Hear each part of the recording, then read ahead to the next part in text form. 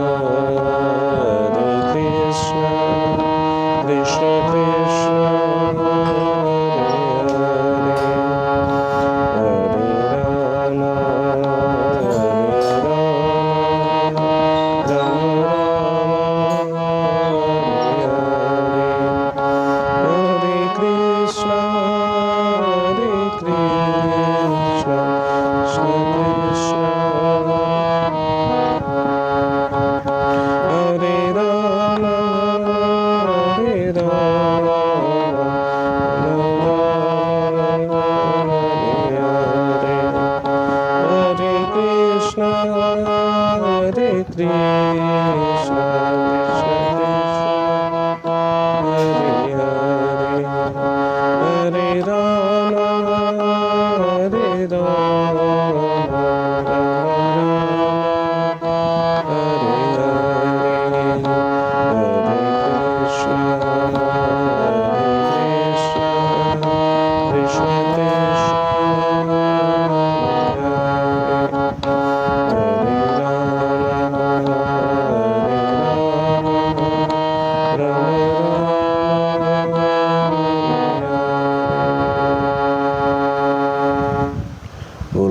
प्रेमधना हरिनाम संकीर्तन की जय। नमाचार्य श्री हरिदास ठाकुर की जय। श्री प्रभुपाद जी की जय। प्रेम हरि हरि बोल। ओम नमो भगवते वासुदेवाय। ओम नमो भगवते वासुदेवाय। नारायणं नमस्कृत्यं नरं चैव नरोत्तमं देवीं सरस्वतीं व्यासं ततो जयमुदीरये। अष्टप्रायेषु अभद्रेषु नित्यं भागवतः सेवया भगवती उत्तमश्लोके भक्तिर्भवति नैष्टिकी। कृष्णाय वासुदेवाय देवकी नंदनाय च ഇത് കുറച്ചുകൂടെ അടുത്തോട്ട് ദേവകീ നന്ദനായ ച നന്ദഗോപകുമാരായ ഗോവിന്ദായ നമോ നമഃ. ഓമജ്ഞാനതിമിരന്ധസ്യ ജ്ഞാനാഞ്ജനശലാകയ ചക്ഷുരുന്മിലിതം യേന തസ്മൈ ശ്രീഗുരവേ നമഃ. ശ്രീചൈതന്യമനോഭീഷ്ടം സ്ഥാപിതം യേന ഭൂതലേ സ്വയം രൂപകഥാ മह्यं ददाति स्वपदान्तिकं वन्देऽहं श्रीगुरों श्रीयुतापदकमलं श्रीगुरों वैष्णवांश्च श्रीरूपं साग्रजातं सकलरघुनाथान्वितं तं सजीवं साद्वैतं सावधूतं परिजनसहितं कृष्णचैतन्यदेवं श्रीराधाकृष्णपादां सकलविदितां श्रीविशाखान्वितं ओं विष्णुपादाय कृष्णपृष्ठाय भूतले श्रीमते जयपताकस्वामिनिति नमः.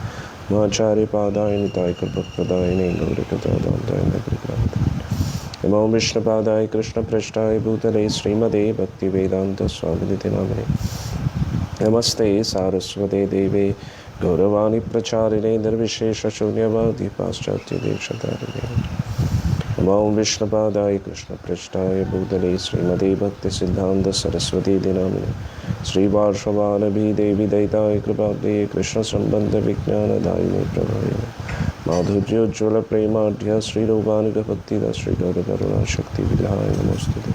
नमस्ते गौरवाणी श्रीमूर्ते दीनतारिणे रूपानुगकृतः सिद्धान्तदौधहारिणे नमो गौरकिशोराय साक्षात् वैराग्यमूर्तये विप्रलम्बरसाम्बोधे पादाम्बुजाय नमो भक्तिविनोदाय सच्चिदानन्दनामिने गौरशक्तिस्वरूपाय रूपानुधराय गौराविर्भावभूमेस्तं निर्देष्टसज्जनप्रिय वैष्णवसर्वभौम श्रीजगन्नाथाय ते नमः। नमो महावदन्याय कृष्णप्रेमप्रदायिने कृष्णाय कृष्णचैतन्यनामिने गौरतुसे नमः। पञ्चतत्त्वात्मकं कृष्णं भक्तरूपस्वरूपकं भक्तावतारं भक्ताख्यं नमामि भक्तशक्तिमान् वंशाकल्पतरुभ्यश्च कृपा सिन्धुभ्यैव च पतितानां पावनेभ्यो वैष्णवेभ्यो नमः। हे कृष्ण करुणा सिन्धु दीनबन्धो जगत्पते गोपेश गोपिकान्त राधाकान्त नमोस्तुते। जयदां सुरतो गङ्गोर्मम मन्दमतेर्गतिमत्सर्वस्वपादाम्बुज राधामदनमोहन दिव्यवृन्दारण्यकल्पद्रुमदा श्रीमद्रत्नागार सिंहासनस्थो श्रीमद्राधा श्रीरघुविन्ददेव पृष्ठानभिस्सेवो नमस्मः। श्रीमन्रासरसारम्भी वंशीवरत्तरस्थिता कर्षन् वेणुस्वनैर्गोपीर्गोपीनाथश्रीस्ता तप्तकाञ्चन गौराङ्गी राधे वृन्दावनेश्वरी वृषभानुसुते प्रणमामि प्रिय। जय श्री कृष्ण चैतन्य प्रभु नित्यानंद श्री अद्वैत गदाधर श्रीवासदि गौरभक्त। जय श्री कृष्ण चैतन्य प्रभु नित्यानंद श्री अद्वैत गदाधर श्रीवासदि श्री कृष्ण चैतन्य प्रभु नित्यानंद श्री अद्वैत गदाधर श्रीवासदि।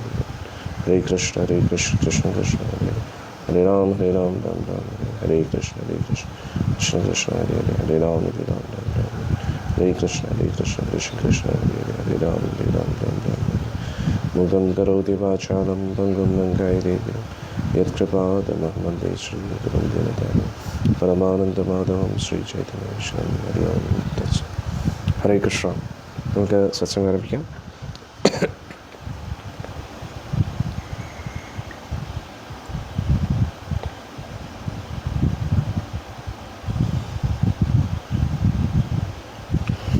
ശ്രീമദ് ഭാഗവത്തിലെ 3-ാമത്തെ സ്കന്ധമാണ് നമ്മളിപ്പോൾ ചർച്ച ചെയ്യുന്നത്.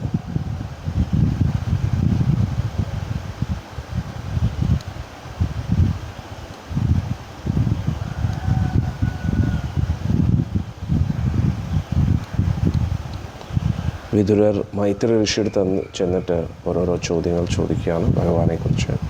അന്നേരം മൈത്രി ഋഷി വിദുരരെ അധികം അഭിനന്ദിക്കുകയാണ്. അങ്ങ് സാധാരണ വ്യക്തിയല്ല, അങ്ങ് സാക്ഷാൽ യമരാജൻ തന്നെയാണ്. മാണ്ഡവ്യ ഋഷിയുടെ ശാപത്താൽ അങ്ങിങ്ങനെ വിധുരരായിട്ട് വന്നതാണ്. അതുകൊണ്ട് അങ്ങ് സാക്ഷാൽ വ്യാസപുത്രൻ തന്നെയാണ്. അങ്ങനെ കുറേ കാര്യങ്ങൾ പറയുന്നു. പക്ഷെ അങ്ങ് ഈ ചോദിക്കുന്ന ചോദ്യങ്ങളെല്ലാം ലോകത്തിൻ്റെ നന്മയ്ക്കായിട്ടാണെന്നറിയാം. കാരണം അങ്ങ് ചോദിക്കുന്ന ഭഗവാനെക്കുറിച്ചാണ്. അതുകൊണ്ട് ഞാൻ തീർച്ചയായിട്ടും പറയാമെന്ന് പറയുന്നു. അന്നേരം അദ്ദേഹം പറഞ്ഞു തുടങ്ങിയാണ് ഭഗവാന്റെ ലീലകളെക്കുറിച്ചൊക്കെ. ഈ പ്രപഞ്ചത്തിൻ്റെ മുഴുവൻ ആധാരമായിട്ട് ഭഗവാൻ തന്നെയാണ് നിലനിൽക്കുന്നത്. ഈ പ്രപഞ്ചത്തിലുള്ള എല്ലാ കണ്ണുകളിലൂടെയും പ്രവർത്തിക്കുന്നത് ഭഗവാൻ തന്നെയാണ്. അതൊക്കെ നമ്മൾ പഠിച്ചു അല്ലേ? 22ാമത്തെ ശ്ലോകം. അധത്തേ ഭഗവൻ ലീല യോഗമായോരു ബ്രഹ്മിത വിശ്വസ്ഥിതി ഉദ്ഭവാന്തർ അർത്ഥ വർണ്ണയാമി അനുപൂർവശ. ഞാൻ ഇവിടെ മൈത്രേഷി പറയുകയാണ്, ഞാൻ ആ ഭഗവാനെക്കുറിച്ചുള്ള ഭഗവാന്റെ അതീന്ദ്രിയ ലീലകൾ, ഭഗവാൻ എങ്ങനെയാണ് സൃഷ്ടി നടത്തുന്നതും എങ്ങനെയാണ് ഇതിനെ നിലനിർത്തുന്നതും അതിനെക്കുറിച്ചൊക്കെ ഞാൻ വിശദീകരിച്ച് പറയാം. ഭഗവാനേകാസേദം അഗ്രാത്മാത്മനം വിഭോ ആത്മേച്ഛാനുഗതാത്മാ നാനാമധി ഉപലക്ഷണ. ഇവിടെ പറയുന്നു, സാക്ഷാൽ ഭഗവാൻ, ഈ പ്രപഞ്ചത്തിൻ്റെ മുഴുവൻ ആധാരവും എല്ലാത്തിൻ്റെയും ഉടയവനായ ഭഗവാൻ, സൃഷ്ടിക്ക് മുമ്പായിട്ട് ഭഗവാൻ മാത്രമേ ഉണ്ടായിരുന്നുള്ളൂ. അദ്ദേഹത്തിൻ്റെ സ്വന്തം ഇഷ്ടപ്രകാരം തന്നെയാണ് ഈ സൃഷ്ടി നടന്നത്. അവസാനം എല്ലാം അദ്ദേഹത്തിൽ പോയി വിലയം പ്രാപിക്കുന്നു. അതും അദ്ദേഹത്തിൻ്റെ ഇഷ്ടപ്രകാരം തന്നെ. 24ാമത്തെ ശ്ലോകം. സവേഷത്തദാ ദൃഷ്ട ന പശ്യദൃശ്യമേകരാത് മേനേ ശാന്തം വിവാത്മാനം സുപ്തശക്തിർ അസുപ്തദ്രേ. ഭഗവാൻ എതിരാളികളില്ലാത്ത ഉടയവനാണ് ഭഗവാൻ. ഞാനിതിനെക്കുറിച്ച് ഇന്നലെ ചർച്ച ചെയ്തിരുന്നു. നമ്മൾ ഏതൊരു സ്ഥാനത്തിരിക്കുകയാണെങ്കിലും നമുക്ക് എതിരാളികൾ കാണും, അസൂയാലുക്കൾ കാണും. ഭഗവാനെതിരെ അസൂയുള്ള വ്യക്തികളെയാണ് അസുരന്മാരെന്ന് പറയുന്നത്. ഭഗവാന്റേതായിട്ടുള്ള സ്ഥാനമാനങ്ങളെ അംഗീകരിക്കാൻ താല്പര്യമില്ലാത്ത വ്യക്തികൾ. ദേവന്മാർ എന്ന് പറഞ്ഞാൽ അവർക്ക് അവരുടേതായിട്ടുള്ള ഭൗതിക ആഗ്രഹങ്ങളുണ്ടെങ്കിലും ഭഗവാന്റെ സ്ഥാനത്തെ അംഗീകരിക്കുന്നു.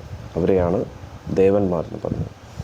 അന്നേരം ഭക്തരാകുന്നതിന് മുമ്പേ കുറഞ്ഞത് നമ്മൾ ദൈവിക ഭാവത്തിലെങ്കിലും വരണം. അവർക്ക് മാത്രമേ ദൈവിക ഗുണങ്ങൾ വേണം. എങ്കിൽ മാത്രമേ നമുക്ക് ഭക്തരാകാൻ ശ്രമിക്കാനെങ്കിലും പറ്റും. വേറെ പരിശുദ്ധ ഭക്തരെന്ന് പറഞ്ഞാൽ അവർ ദേവന്മാരെക്കാട്ടി ഉയർന്ന സ്ഥാനത്താണ്. കാരണം അവർക്ക് ഭൗതികമായിട്ട് ഈ ലോകത്തിൽ ഒന്നിനോടും താല്പര്യമില്ല. അന്നേരം ഇവിടെ പറയുന്നു, ഭഗവാൻ അങ്ങനെ സൃഷ്ടിയുടെ തുടക്കത്തിൽ ഭഗവാൻ മാത്രമേ ഉണ്ടായിരുന്നുള്ളൂ ഈ പ്രപഞ്ചത്തിൻ്റെ ആധാരമായിട്ട്.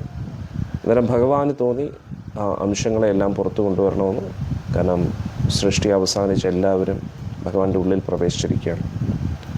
അന്നേരം ആ ഭൗതിക പ്രകൃതിയും പ്രവർത്തിക്കാനുള്ള പ്രവണതകളെല്ലാം ആ ഒരു പ്രകൃതിയുടെ ഉള്ളിലുണ്ട്.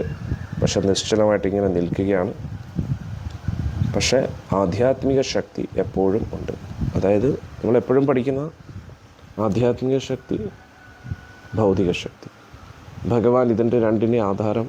ഗുരുവായൂരപ്പൻ ഗോലോക വൃന്ദാവനത്തിലിരിക്കുന്നു. എന്നിട്ട് ഇതെപ്പോഴും ഉണ്ട്. പക്ഷേ ഇത് എല്ലാ സൃഷ്ടിയുടെ അവസാനത്തിൽ ഇതെല്ലാം കൂടെ അകത്തോട്ട് കയറിപ്പോകും ഭഗവാന്റെ ഉള്ളിൽ, ഈ മഹാവിഷ്ണുവിൻ്റെ ഉള്ളിൽ.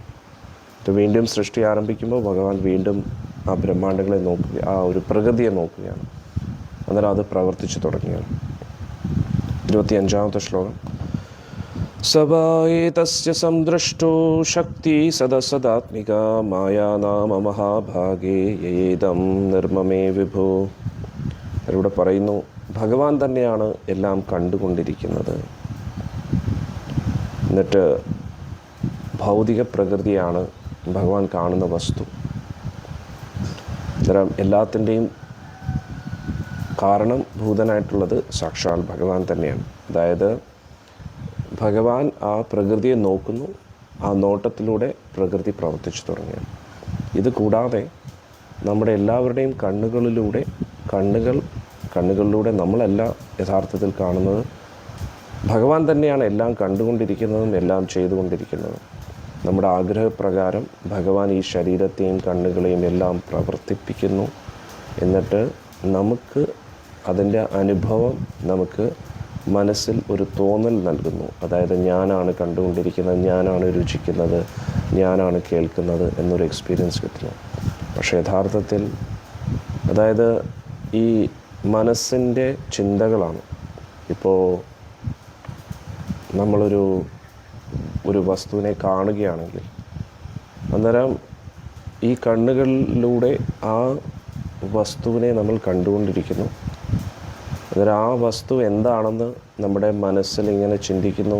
ഇതിനു മുമ്പേ നമ്മൾ കണ്ട കാഴ്ചകളുടെ അടിസ്ഥാനത്തിൽ കുട്ടിക്കാലം മുതലേ ഇത് കാക്കയാണെന്ന് നമ്മൾ പഠിച്ചിരിക്കുന്നു, ഇത് കൊക്കാണെന്ന് പഠിച്ചിരിക്കുന്നു, ഇത് പട്ടിയാണെന്ന് പഠിച്ചിരിക്കുന്നു, ഇത് പൂച്ചയാണെന്ന് പഠിച്ചിരിക്കുന്നു. നമ്മളൊരു വസ്തുവിനെ കാണുമ്പോൾ അത് നമ്മുടെ മനസ്സിലാണ് യഥാർത്ഥത്തിൽ അതിൻ്റെ ചിന്തകൾ ഓടുന്നത്. പൊതുവെ ബ്രെയിനിലാണ് ഈ പ്രവർത്തനമെല്ലാം നടക്കുന്നതെന്നാണ് നമ്മുടെ മോഡേൺ സയൻസ് പറയുന്നത്. പക്ഷേ ബ്രെയിൻ എന്ന് പറയുന്നത് ഒരു മെക്കാനിക്കൽ ഇൻസ്ട്രുമെൻ്റ് മാത്രമാണ്. ആ നമ്മുടെ മനസ്സിൻ്റെ പ്രവർത്തനങ്ങളെ പ്രോസസ്സ് ചെയ്യുന്നത്, അതായത് ആ ഇന്ദ്രിയങ്ങളുടെ ആ ഒരു ലെവലിലേക്ക് എത്തുന്നതിന് മുമ്പേ ഉള്ള പ്രോസസ്സിങ് നടക്കുന്ന ബ്രെയിനിലാണ്. പക്ഷേ ബ്രെയിനിന് മുമ്പേ ആത്മാവിൽ നിന്നാണ് ആഗ്രഹങ്ങൾ വരുന്നതും തീരുമാനങ്ങൾ വരുന്നതും. അതിൻ്റെ അടിസ്ഥാനത്തിൽ മനസ്സിൻ്റെ ചിന്തകൾ, ആ ചിന്തകൾക്കനുസരിച്ച് ബ്രെയിൻ പ്രോസസ്സ് ചെയ്യുന്നു, നമ്മുടെ ശരീരം പ്രവർത്തിക്കുന്നു. ആ സിഗ്നൽ ട്രാൻസ്ഫർ അതൊക്കെ അതായത് വളരെ കോംപ്ലിക്കേറ്റഡ് ആയിട്ടുള്ള ഒരു യന്ത്രമാണ്. ഏറ്റവും മനസ്സിലാക്കാൻ വളരെ ഡിഫിക്കൽട്ടായിട്ടുള്ളൊരു യന്ത്രമാണ് നമ്മുടെ ഈ ശരീരം എന്ന് പറയുന്നത്. മെഡിക്കൽ സയൻസ് എത്ര ഇതിനെ പഠിച്ചു കഴിഞ്ഞാലും ഇതിൻ്റെ പ്രവർത്തിക്കുന്ന രീതി മനസ്സിലാക്കിയാലും ഇതേപോലെ ഒരെണ്ണത്തിനെ വീണ്ടും ഉണ്ടാക്കാൻ ബുദ്ധിമുട്ടായി. അവർ ജനറ്റിക്കലിയൊക്കെ പല പല മാറ്റങ്ങൾ കൊണ്ടുവരുന്നുണ്ടെങ്കിലും പല ചേഞ്ചസും പല മാനിപ്പുലേഷൻ അങ്ങോട്ടും ഇങ്ങോട്ടും രൂപാന്തരപ്പെടുത്താനൊക്കെ ശ്രമിക്കുന്നുണ്ടെങ്കിലും ഒറിജിനലി ഇതേപോലെ ഒരു ശരീരത്തെ ഒരു വലിയ രീതിയിൽ സൃഷ്ടിക്കാൻ അവർക്ക് കഴിയില്ല. ഇതിനെ കോപ്പി ചെയ്യാനേ പറ്റൂ, അല്ലേ? അന്നേരം യഥാർത്ഥത്തിൽ ഇതിനെ പ്രവർത്തിപ്പിക്കുന്നത് നമ്മളല്ല, പരമാത്മാവ് തന്നെയാണ്, ഭഗവാൻ തന്നെയാണ്. അന്നേരം യഥാർത്ഥ കാരണം മനസ്സിലാക്കാൻ പറ്റാത്തതുകൊണ്ട്, അതറിയാത്തതുകൊണ്ട് ഭഗവാന്റെ പേര് പറഞ്ഞ് രക്ഷപ്പെടുന്നതുമല്ല. നമ്മൾ ആധികാരികമായിട്ടുള്ള സ്രോതസ്സിൽ നിന്നും ഇത് എഴുതി വച്ചിരിക്കുന്നത് സാധാരണ വ്യക്തികളല്ല, വ്യാസമഹർഷിയെ പോലുള്ള ശ്രേഷ്ഠരായിട്ടുള്ള വ്യക്തികളാണ്. അവരിത് പറയുന്നത് തീർച്ചയായിട്ടും സത്യമായിട്ടുള്ളൊരു കാര്യമാണ്, നമ്മൾ അംഗീകരിക്കണം. കൃഷ്ണ ഒരു മിനിറ്റ്.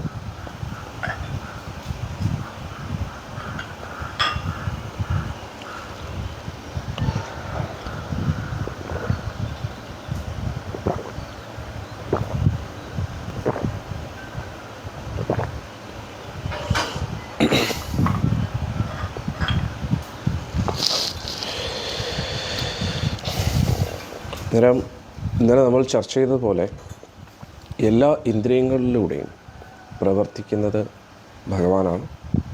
ഭഗവാനാണ് എല്ലാ കാഴ്ചകളും കണ്ടുകൊണ്ടിരിക്കുന്നത്, എല്ലാ രൂപങ്ങളെയും കാണുന്നത് ഭഗവാനാണ്, എല്ലാ ശബ്ദങ്ങളെ കേൾക്കുന്നതും ഭഗവാനാണ്, എല്ലാ വസ്തുവകകളെ രുചിക്കുന്നതും ഭഗവാനാണ്.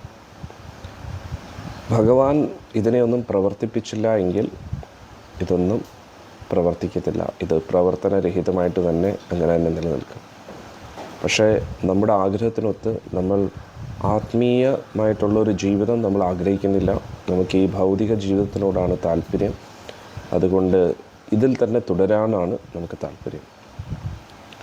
അതുകൊണ്ട് നമ്മൾ ഇതിനകത്തിരുന്നു കൊണ്ട് ഇത് പ്രവർത്തിപ്പിക്കുന്നു. പക്ഷേ യഥാർത്ഥത്തിൽ നമുക്കിതിനെ നിയന്ത്രിക്കാനുള്ള കഴിവ് പോലുമില്ല. നമ്മൾ ഇതിനകത്തിരിക്കുന്നു എന്ന് മാത്രമേ ഉള്ളൂ.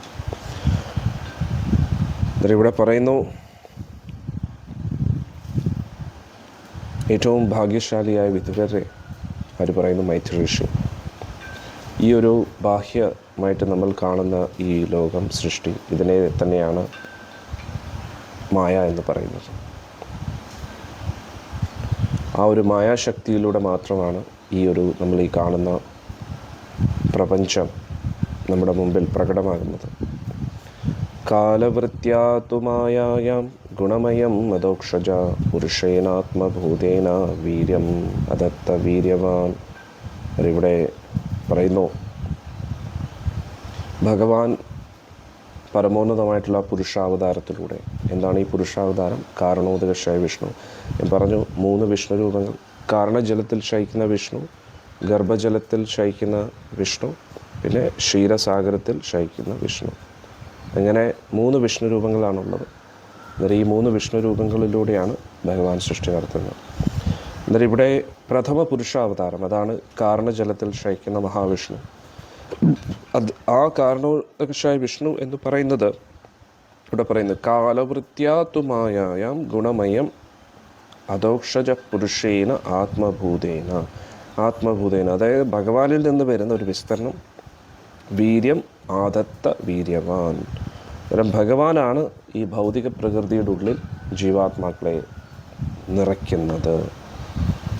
അന്നേരം ഇവിടെ വീര്യം എന്ന് തന്നെയാണ് പറഞ്ഞിരിക്കുന്നത്. അതായത് ഒരു അച്ഛൻ എങ്ങനെയാണോ അമ്മയുടെ ഗർഭത്തിനകത്തേക്ക് ആ വീര്യം കൊടുക്കുന്നത് സൃഷ്ടിക്ക് വേണ്ടി, ജനനത്തിന് വേണ്ടി, അടുത്തൊരു തലമുറ വരാൻ വേണ്ടി, അതേപോലെ ഭഗവാൻ ജീവാത്മാക്കളെ ആ പ്രകൃതിയുടെ ഗർഭത്തിലേക്ക് കൊടുക്കുകയാണ്.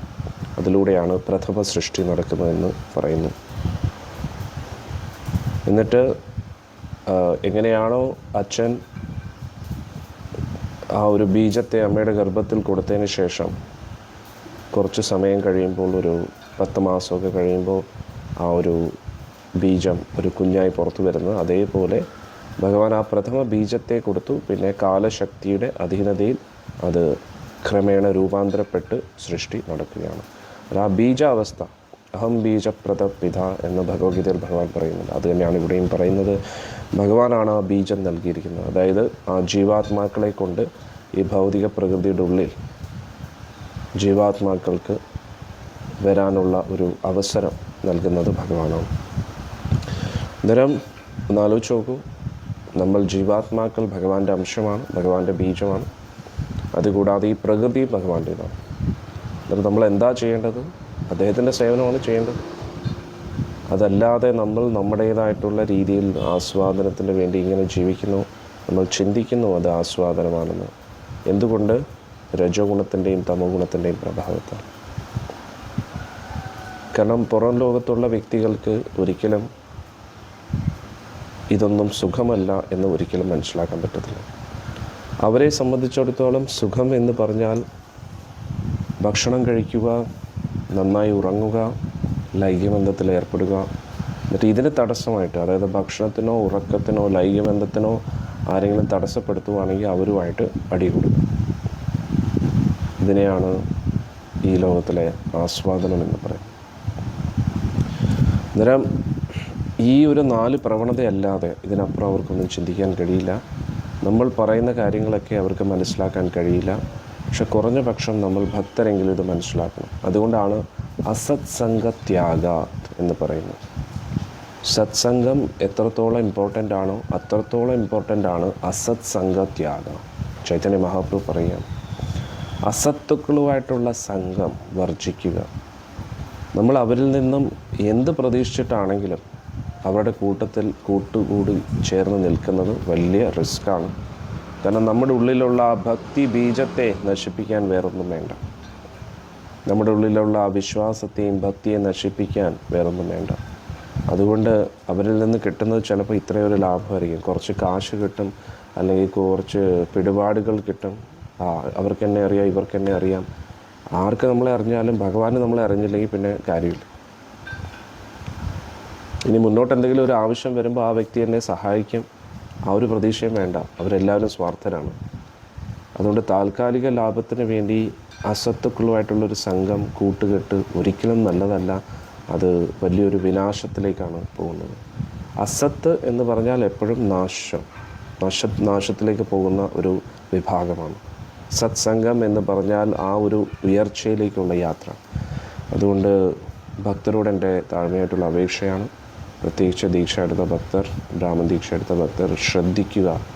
അസത്തുക്കളുമായിട്ടുള്ളൊരു സംഘം ത്യജിക്കുക.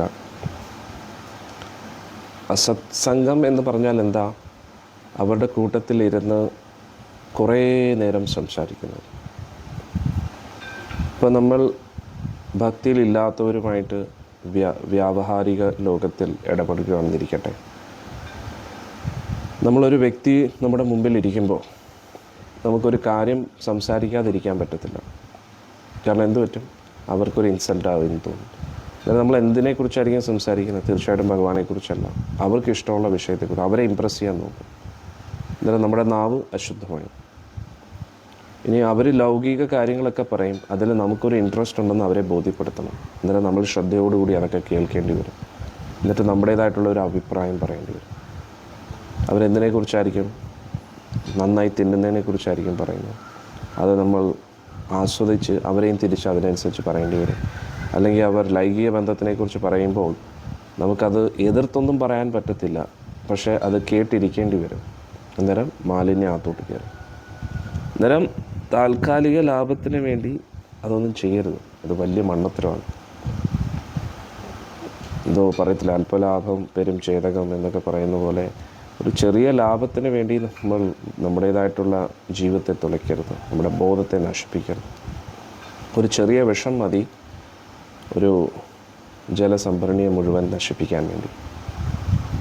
എത്ര വലിയ അമൃതതുല്യമായിട്ടുള്ള പാലാണെങ്കിലും അതിൽ വിഷം ചേർന്ന് കഴിഞ്ഞാൽ പിന്നെ ആ പാല് കളയുകയല്ലാതെ വേറെ വഴിയില്ല. ആ പാത്രത്തെ തന്നെ ഉപേക്ഷിക്കേണ്ടി വരും. കാരണം അതിൽ എന്തെങ്കിലും ഒരു ചെറിയ അംശം മതി നമ്മുടെ ശരീരത്തെ നശിപ്പിക്കാൻ വേണ്ടി. ഇതേപോലെ നമ്മൾ ശ്രദ്ധിക്കണം ആത്മീയ അവബോധത്തെ നിലനിർത്താൻ വേണ്ടി. അസത് സംഗത്യാഗം വളരെ ഇമ്പോർട്ടൻ്റ് ആണ്. കൂടുതലും നമ്മുടെ ഉള്ളിലുള്ള ആ ഭക്തി ആടി ഒലഞ്ഞിങ്ങനെ നിൽക്കുന്നതിൻ്റെ പ്രധാന കാരണം അസത്തുക്കളുമായിട്ടുള്ള ഒരു സംഘം നമ്മൾ ത്യജിക്കുന്നില്ല. കാരണം നമ്മൾ പ്രചരണം, തീർച്ചയായിട്ടും ഇങ്ങനെയുള്ളവരെയാണ് നമ്മൾ പ്രചരണം ചെയ്യേണ്ടത്.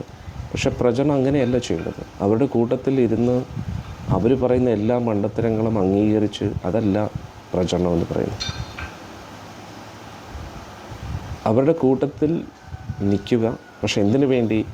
നമ്മുടെ കാര്യം ബോധ്യപ്പെടുത്താൻ വേണ്ടി മാത്രം. അതിൽ അവർക്ക് താല്പര്യമില്ല. നമ്മൾ എത്ര പറഞ്ഞാലും താല്പര്യം. ഇനി അവർക്ക് ഇതിലൊന്നും താല്പര്യം കാണത്തില്ല എന്നതിൻ്റെ പേരിൽ അതിനെക്കുറിച്ച് പറയാതിരിക്കുന്നത് ഏറ്റവും വലിയ ദ്രോഹമാണ് അവരോട് നമ്മൾ ചെയ്യുന്നത്. അത് സ്വാർത്ഥതയാണ്. നമ്മളൊരു നല്ല കാര്യം അവർക്ക് പറഞ്ഞു കൊടുക്കുമ്പോൾ അതവർ സ്വീകരിച്ചാലും ഇല്ലെങ്കിലും നമ്മളത് പറഞ്ഞു കൊടുക്കുക എന്നത് നമ്മുടെ ഉത്തരവാദിത്തമാണ്. അതും എങ്ങനെ? അവർക്ക് മനസ്സിലാവുന്ന ഭാഷയിൽ പറഞ്ഞു കൊടുക്കുക. ഇപ്പോൾ ഒരു വ്യക്തി കള്ളിൻ്റെയും അവിഹിത ബന്ധത്തിൻ്റെയും അടിമയായിട്ടിരിക്കുകയാണെങ്കിൽ നമ്മുടെ കർത്തവ്യം എന്താ? അതിൻ്റെ പ്രശ്നങ്ങളെക്കുറിച്ച് പറഞ്ഞു കൊടുക്കുക. ഒന്നുകിൽ നമ്മൾ അവരെ പ്രീച്ച് ചെയ്യുക, അല്ലെങ്കിൽ അവർ നമ്മളെ പ്രീച്ച് ചെയ്യുക. നമ്മൾ മിണ്ടാതിരുന്നു കഴിഞ്ഞാൽ അവർ പറയുന്ന എല്ലാ വിഡ്ഢിത്തരങ്ങളും കേട്ടുകൊണ്ടിരിക്കേണ്ടി വരും. അതിനെ കേൾക്കുമ്പോൾ ശ്രദ്ധയില്ലാതെ കേൾക്കാനും പറ്റത്തില്ല. അവർക്ക് ഇൻസൾട്ട് ആവും. കാരണം അവരുടെ ഒരുപാട് കാശുണ്ട്, അവരൊരുപാട് പിടിപാടുകളുള്ള വ്യക്തിയാണ് എന്ന് പറഞ്ഞ് നമ്മളിങ്ങനെ ഉച്ചാരിച്ച് നിൽക്കേണ്ട ആവശ്യമില്ല. കാരണം അവരെക്കാട്ടിയും പിടിപാടുള്ള വ്യക്തിയുടെ നാമമാണ് നമ്മൾ ജപിക്കുന്നത്. അന്നേരം താൽക്കാലിക ലാഭത്തിന് വേണ്ടി അവരുടെ മുമ്പിൽ നമ്മൾ ഉച്ചാരിച്ച് അവർ പറയുന്ന എല്ലാ വിഡ്ഢിത്തങ്ങളും ഹൃദയത്തിൽ കേൾക്കണമെന്നില്ല. അത് അവരുടെ ഉച്ഛിഷ്ടം കഴിക്കുന്നതിന് തുല്യമാണ്. അവർ കഴിച്ചത് തുപ്പിയത് നമ്മൾ വായിക്കകത്തോട്ട് പ്രസാദം എന്ന് പറഞ്ഞ് സ്വീകരിക്കുന്ന പോലെയാണ്. നമുക്കൊരു അന്തസ്സില്ലേ? അവർ പറയുന്ന എല്ലാ വിഡ്ഢിത്തരങ്ങളും നമ്മൾ കേട്ടുകൊണ്ടിരിക്കേണ്ട ആവശ്യം എന്താ?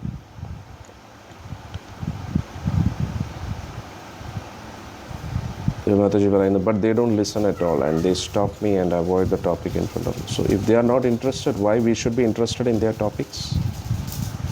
We also have self-respect. നമുക്ക് സ്വാഭിമാനമില്ലേ? അവർ പറയുന്നു, അവരുടെ സ്റ്റാൻഡിൽ ഉറച്ചു നിൽക്കുന്നു. പിന്നെ നമ്മൾ എന്തിനാണ് നമ്മുടെ സ്റ്റാൻഡ് വിടുന്നത്? പക്ഷേ അവർ പറയുന്നത് നമ്മൾ പറയുന്നതുമായിട്ട് വ്യത്യാസം ഉണ്ടായിരിക്കണം. അവരെപ്പോഴും ഈഗോ വെച്ചായിരിക്കും സംസാരിക്കുന്നത്. നമ്മൾ ഈഗോയിലല്ല സംസാരിക്കുന്നത്. ബി കമ്പാഷനറ്റ്, വളരെ സൗമ്യമായിട്ട് സംസാരിക്കും. B meek and humble. Meek and humble എന്ന് പറഞ്ഞാൽ വളരെ സംസാരത്തിനൊരു എളിമത്വം വേണം, ഉള്ളിൻ്റെ ഉള്ളിൽ നിന്നും ഒരു എളിമത്വം വേണം. നമ്മുടെ ലക്ഷ്യം ആർഗ്യുമെൻ്റ് ജയിക്കുക എന്നതല്ല, നമ്മുടെ ലക്ഷ്യം അവരെ രക്ഷിക്കുക എന്നതാണ്. രണ്ടും തമ്മിൽ വ്യത്യാസമുണ്ട്. അതായത് നമ്മൾ ഭക്തർ അസത് സംഘം ത്യജിക്കണം, പക്ഷെ അതേ സമയത്ത് അവരെ വെറുക്കരുത്. അവർ ചെയ്യുന്ന പ്രവർത്തികളെ വെറുക്കുക, അവർ ചെയ്യുന്ന തിന്മകളെ വെറുക്കുക. അതിനൊരിക്കലും കൂട്ട് നിൽക്കരുത്. അത് അവരോട് ചെയ്യുന്ന ഏറ്റവും വലിയ ദ്രോഹം. നമ്മൾ യഥാർത്ഥത്തിൽ അവരുടെ ഒരു നന്മയാണ് ആഗ്രഹിക്കുന്നതെങ്കിൽ പോലും നമ്മൾ അതിനൊരിക്കലും കൂട്ട് നിൽക്കരുത്. കോളേജിൽ ഇതെങ്ങനെ പ്രാക്ടീസ് ചെയ്യണം ഗുരുജി? കോളേജിൽ നമ്മൾ എന്തിനാണ് പോകുന്നത്? പഠിക്കാൻ വേണ്ടി. പഠിക്കുക, തിരിച്ചു വരും, അത്രേ. Focus on the teacher, what teacher is teaching and just ഇത്രേ സിമ്പിൾ. സോ അവരായിട്ട് ഇങ്ങോട്ട് എന്തെങ്കിലും നമുക്ക് ഇതിന് പോകാം അതിന് പോകാമെന്ന് പറയുമ്പോൾ സോറി ഞാൻ കുറച്ച് തിരക്കിലാണ് കേട്ടോ. Mind your own business, they will mind their business. You are busy with your things, so they will be busy with their things. They want to do time pass, that's their business, but your job is not to do time pass. You mind your own business. You are busy. മനസ്സിലായില്ലേ? So അവർ നോക്കുമ്പോൾ U are busy with your studies, നിങ്ങൾക്ക് നല്ല marks കിട്ടുന്നുണ്ട്, ഇതൊക്കെയാണ് അവർ വരും തീർച്ചയായിട്ടും. കാരണം ultimately കോളേജിൽ പോകുന്നത് എന്തിനാ? പഠിക്കാൻ വേണ്ടിയാണ്. പരീക്ഷ സമയം വരുമ്പോഴത്തേക്ക് അവർ വരും, സഹായം അഭ്യർത്ഥിച്ച് എന്തെങ്കിലുമൊക്കെ ഹെൽപ്പ് ചെയ്യുമോ എന്നൊക്കെ പറയുമ്പോൾ അത് നമുക്ക് നല്ല ടൈമാണ്. ആ സമയത്ത് അവരെ പിടിക്കുക. കാരണം ആ സമയത്ത് നല്ല ടെൻഷനിലിരിക്കുന്ന സമയം. സിമിലർലി നമ്മൾ ജോലി സ്ഥലത്താണെങ്കിലും ബന്ധുക്കളാണെങ്കിലും അവർ സുഖഭോഗങ്ങൾ അനുഭവിച്ചിങ്ങനെ ജീവിക്കുമ്പോൾ നമ്മൾ ഭക്തിയിലിരുന്ന് നമ്മുടെ കാര്യങ്ങൾ നോക്കി മുന്നോട്ട് പോകുന്നു. അങ്ങോട്ടൊന്നും പറയണ്ട, ഇങ്ങോട്ടൊന്നും പറയണ്ട. പക്ഷേ കാലം ഇങ്ങനെ മാറിക്കൊണ്ടേയിരിക്കും. എല്ലാ ദിവസവും നല്ല കാലമായിരിക്കത്തില്ല. ഭക്തരുടെ പ്രത്യേകത എന്താ? മോശപ്പെട്ട സമയത്ത് അവർക്ക് സമാധാനത്തോടുകൂടി ജീവിക്കാൻ പറ്റും. പക്ഷേ അവരുടെ പ്രതീക്ഷകളെല്ലാം ഠും എന്ന് പറഞ്ഞ് തകരും. ഒരു രോഗം വരുമ്പോഴോ, ജീവിതത്തിൽ എന്തെങ്കിലും കടമോ തകർച്ചകളോ, ആരെങ്കിലും പറ്റിച്ചുകൊണ്ട് പോകുമ്പോഴോ, അല്ലെങ്കിൽ ആരെയാണോ അവർ സ്നേഹിച്ചത് അവരെ പറ്റിച്ചുകൊണ്ട് പോകുമ്പോഴോ ഇമോഷണലി ബ്രേക്കാവും. കാരണം അവരുടെ ജീവിതം പെൻഡുലം പോലെയാണ്. ഇങ്ങനെ ഇങ്ങനെ ഇങ്ങനെ ഇങ്ങനെ ഇങ്ങനെ കിടക്കുകയാണ്. ചിലപ്പം പൊട്ടിച്ചിരിച്ച് കരയും, പൊട്ടിച്ചിരിച്ചുകൊണ്ടേയിരിക്കും. ഭ്രാന്തന്മാരെ പോലെ ഇങ്ങനെ ചിരിച്ചുകൊണ്ടിരിക്കും, അല്ലെങ്കിൽ പിന്നെ കരഞ്ഞുകൊണ്ടിരിക്കും. അവരുടെ ജീവിതത്തിൽ ഒരു സ്ഥായിയായിട്ടുള്ളൊരു സ്വഭാവം അവർക്കില്ല. അന്നേരം അവർ ഡിപ്രഷനിലാവുമ്പോൾ നമ്മൾ എപ്പോഴും ഒരു നല്ലൊരു റിലേഷൻ, അതായത് അവരെ കുറ്റം പറയാൻ പോകുന്നില്ല, അവരെ ദ്രോഹിക്കാൻ പോകുന്നില്ല, നമ്മൾ നമ്മുടെ കാര്യം നോക്കിയിരിക്കുന്നു. പക്ഷെ കാണുമ്പോൾ മുഖത്ത് നോക്കാതിരിക്കുന്നു, ചിരിച്ചുകൊണ്ട് നല്ല സന്തോഷത്തോടുകൂടി ചിരിച്ച് സമാധാനമായിട്ട് പറയുക. Keep A good relation, hello how are you എന്നുള്ള റിലേഷൻ.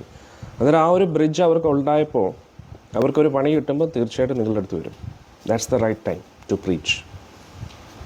അല്ല അങ്ങോട്ട് കയറി അണ്ണാക്കിലോട്ട് കയറിയിട്ട് ഇന്ന് നീ ജപിച്ചേ പറ്റൂ, നീ കൃഷ്ണനാണ് സുപ്രീം ലോർഡ്, ചൈതന്യ മഹാപ്രഭു എന്ന് വന്നപ്പോൾ നമ്മളെ പോടേന്ന് പറയും. സോ ആർത്ഥോ, അർത്ഥാർത്ഥി, ജിജ്ഞാസു, ജ്ഞാനി, ഈ 4 തരത്തിലുള്ള വ്യക്തികൾ എൻ്റെ അടുത്ത് വരുമെന്ന് പറയുന്നു. ആർത്ഥോ അതായത് എന്താ? ഈ ദുഃഖിതരായിട്ടുള്ള വ്യക്തികൾ. ആർത്ഥോ അർത്ഥാർത്ഥി, കാശിനോട് സമ്പത്തിനോട് മോഹമുള്ള വ്യക്തികൾ. ജിജ്ഞാസു ഇനി ജ്ഞാനി, ജ്ഞാനമാർജിക്കാൻ താല്പര്യമുള്ള വ്യക്തികൾ. പിന്നെ ഇൻക്യൂസിറ്റീവ്, അന്വേഷണ ബുദ്ധിയുള്ളവർ. അന്നേരം നമ്മളായിട്ട് അങ്ങോട്ടൊന്നിനും പോരുത്. അതിൻ്റെ അർത്ഥം പ്രീച്ച് ചെയ്യേണ്ട എന്നല്ല. പ്രീച്ചിങ് ആണെങ്കിൽ കട്ടയ്ക്ക് എന്താ പറയുക, അടിയനെ പോലെ ഇറങ്ങുക, അറ്റാക്ക്, അങ്ങോട്ട് കയറി പ്രീച്ച് ചെയ്യുക. എവിടെ പോയാലും പ്രീച്ച് ചെയ്യുക. കാരണം sannyas means licence to preach. James Bond സിനിമയിൽ പറയുന്ന പോലെ ലൈസൻസ് ടു കിൽ എന്ന് പറയുന്ന പോലെ sannyas means licence to preach. ആരെ വേണമെങ്കിലും പ്രീച്ച് ചെയ്യാം. കാരണം you are a monk, you are a sannyasi, you have to preach. That's your business, that's your profession. Okay, without expecting anything. എതിരാളിയിൽ നിന്നും അല്ലെങ്കിൽ ആരെയാണോ പ്രീച്ച് ചെയ്യുന്നത് അവരിൽ നിന്നും ഒന്നും പ്രതീക്ഷിക്കാതെ അവരുടെ ഉള്ളിലേക്ക് ആത്മീയ അവബോധം നിറയ്ക്കുക, ഉണർത്തുക എന്നതാണ് ഒരു സന്യാസിയുടെ ധർമ്മം. സോ എവിടെ ആയാലും എനിക്കൊരിക്കലും എൻ്റെ സേഫ്റ്റിയോ മുന്നിലുള്ള വ്യക്തിക്ക് അത് ഇഷ്ടപ്പെടുമോ ഇല്ലയോ, എനിക്കെന്ത് ലാഭം കിട്ടും നഷ്ടം കിട്ടും അതൊന്നും ഞാൻ ചിന്തിക്കാൻ പാടില്ല. തുറന്നങ്ങ് പറയുക, നിങ്ങൾ പറയുന്നത് തെറ്റാണ്, അത്രയേ ഉള്ളൂ. അതാണ് ഒരു സന്യാസിയുടെ ധർമ്മം. മനസ്സിലായില്ലേ? ഈ ഇടയ്ക്കൊരു ഒരു സൂം മീറ്റിംഗ് ആയിരുന്നു. അതിലേതോ ഒരു US ബേസ്ഡ് ഓർഗനൈസേഷൻ്റെ ഒരു മീറ്റിംഗ് നടക്കുമായിരുന്നു. അതിൽ ഭയങ്കര ഒരു പ്രൊഫസർ ഒരാൾ മീറ്റിങ്ങിലുണ്ടായിരുന്നു. ഇത് ആളെന്തൊക്കെയോ മണ്ടത്തരങ്ങൾ പറഞ്ഞു. ഞാൻ പറഞ്ഞു നിങ്ങൾ പറയുന്നത് തെറ്റാണെന്ന്. ശുദ്ധ അബദ്ധമാണ് പറയുന്നത്. മുഖത്ത് നോക്കി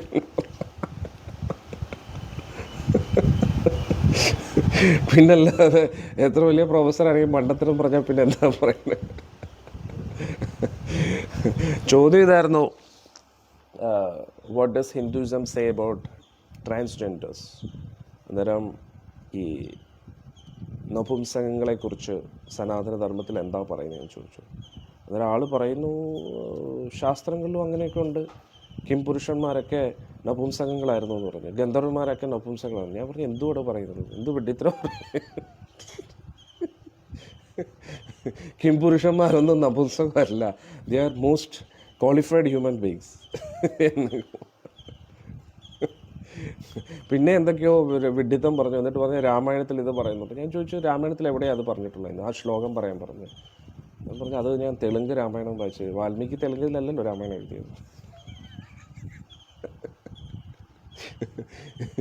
ഞാൻ പറഞ്ഞ ഗുരുപരമ്പരയിലൂടെ അല്ലാതെ വെറുതെ ഒന്നും പഠിക്കാതെ ചുമ്മാ അവിടെ നിന്ന് ഇവിടെ നിന്ന് ബുക്ക് വായിച്ചിട്ട് വെഡിത്തരം പറയുന്നു. ചിലപ്പോൾ ഇനി എന്നെ വിളിക്കത്തില്ല ആ ഗ്രൂപ്പിൽ. അതുകൊണ്ട് ഒന്നുകിൽ നല്ല സ്ട്രോങ് ആയിട്ട് മൂക്ക് നോക്കി ഇടിക്കുക, അല്ലെങ്കിൽ പിന്നെ ഇപ്പോൾ നിങ്ങൾ സന്യാസം എടുത്തിട്ടില്ലല്ലോ, അതിപ്പോൾ നിങ്ങൾ നിങ്ങളുടെ ഫാമിലി ലൈഫിനോടൊപ്പം ഇരിക്കുക. So mind your own business, that is better. പക്ഷെ പ്രീച്ച് ചെയ്യേണ്ടെന്നല്ല, പ്രീച്ച് ചെയ്യണം. പക്ഷെ എങ്ങനെയായിരിക്കണം പ്രീച്ച് ചെയ്യണം? ഇങ്ങോട്ട് ചാൻസ് കിട്ടുമ്പോൾ വിടരുത്. നമ്മുടെ ഒരു സന്യാസിയുടെ സ്ട്രാറ്റജി എന്ന് പറഞ്ഞാൽ അറ്റാക്കാണ്, അറ്റാക്ക് ചെയ്ത് ഡിഫീറ്റ് ചെയ്യുക എന്നാണ്. പക്ഷേ നിങ്ങളുടെ പ്രീച്ചിങ് സ്ട്രാറ്റജി എന്ന് പറഞ്ഞാൽ വെയിറ്റ് ഫോർ ദ ഓപ്പർച്യൂണിറ്റി. ഹിന്ദിയിലൊരു ഇതുണ്ട്, ഒരു വചനമുണ്ട്, ഈ ക്രിക്കറ്റിനെ കുറിച്ച് പറയുന്നതാണ്, മോക്ക ദേക്കെ ചോക്ക മാറുന്നു, അവസരം നോക്കി വെച്ച് കീറുക, അതാണ്.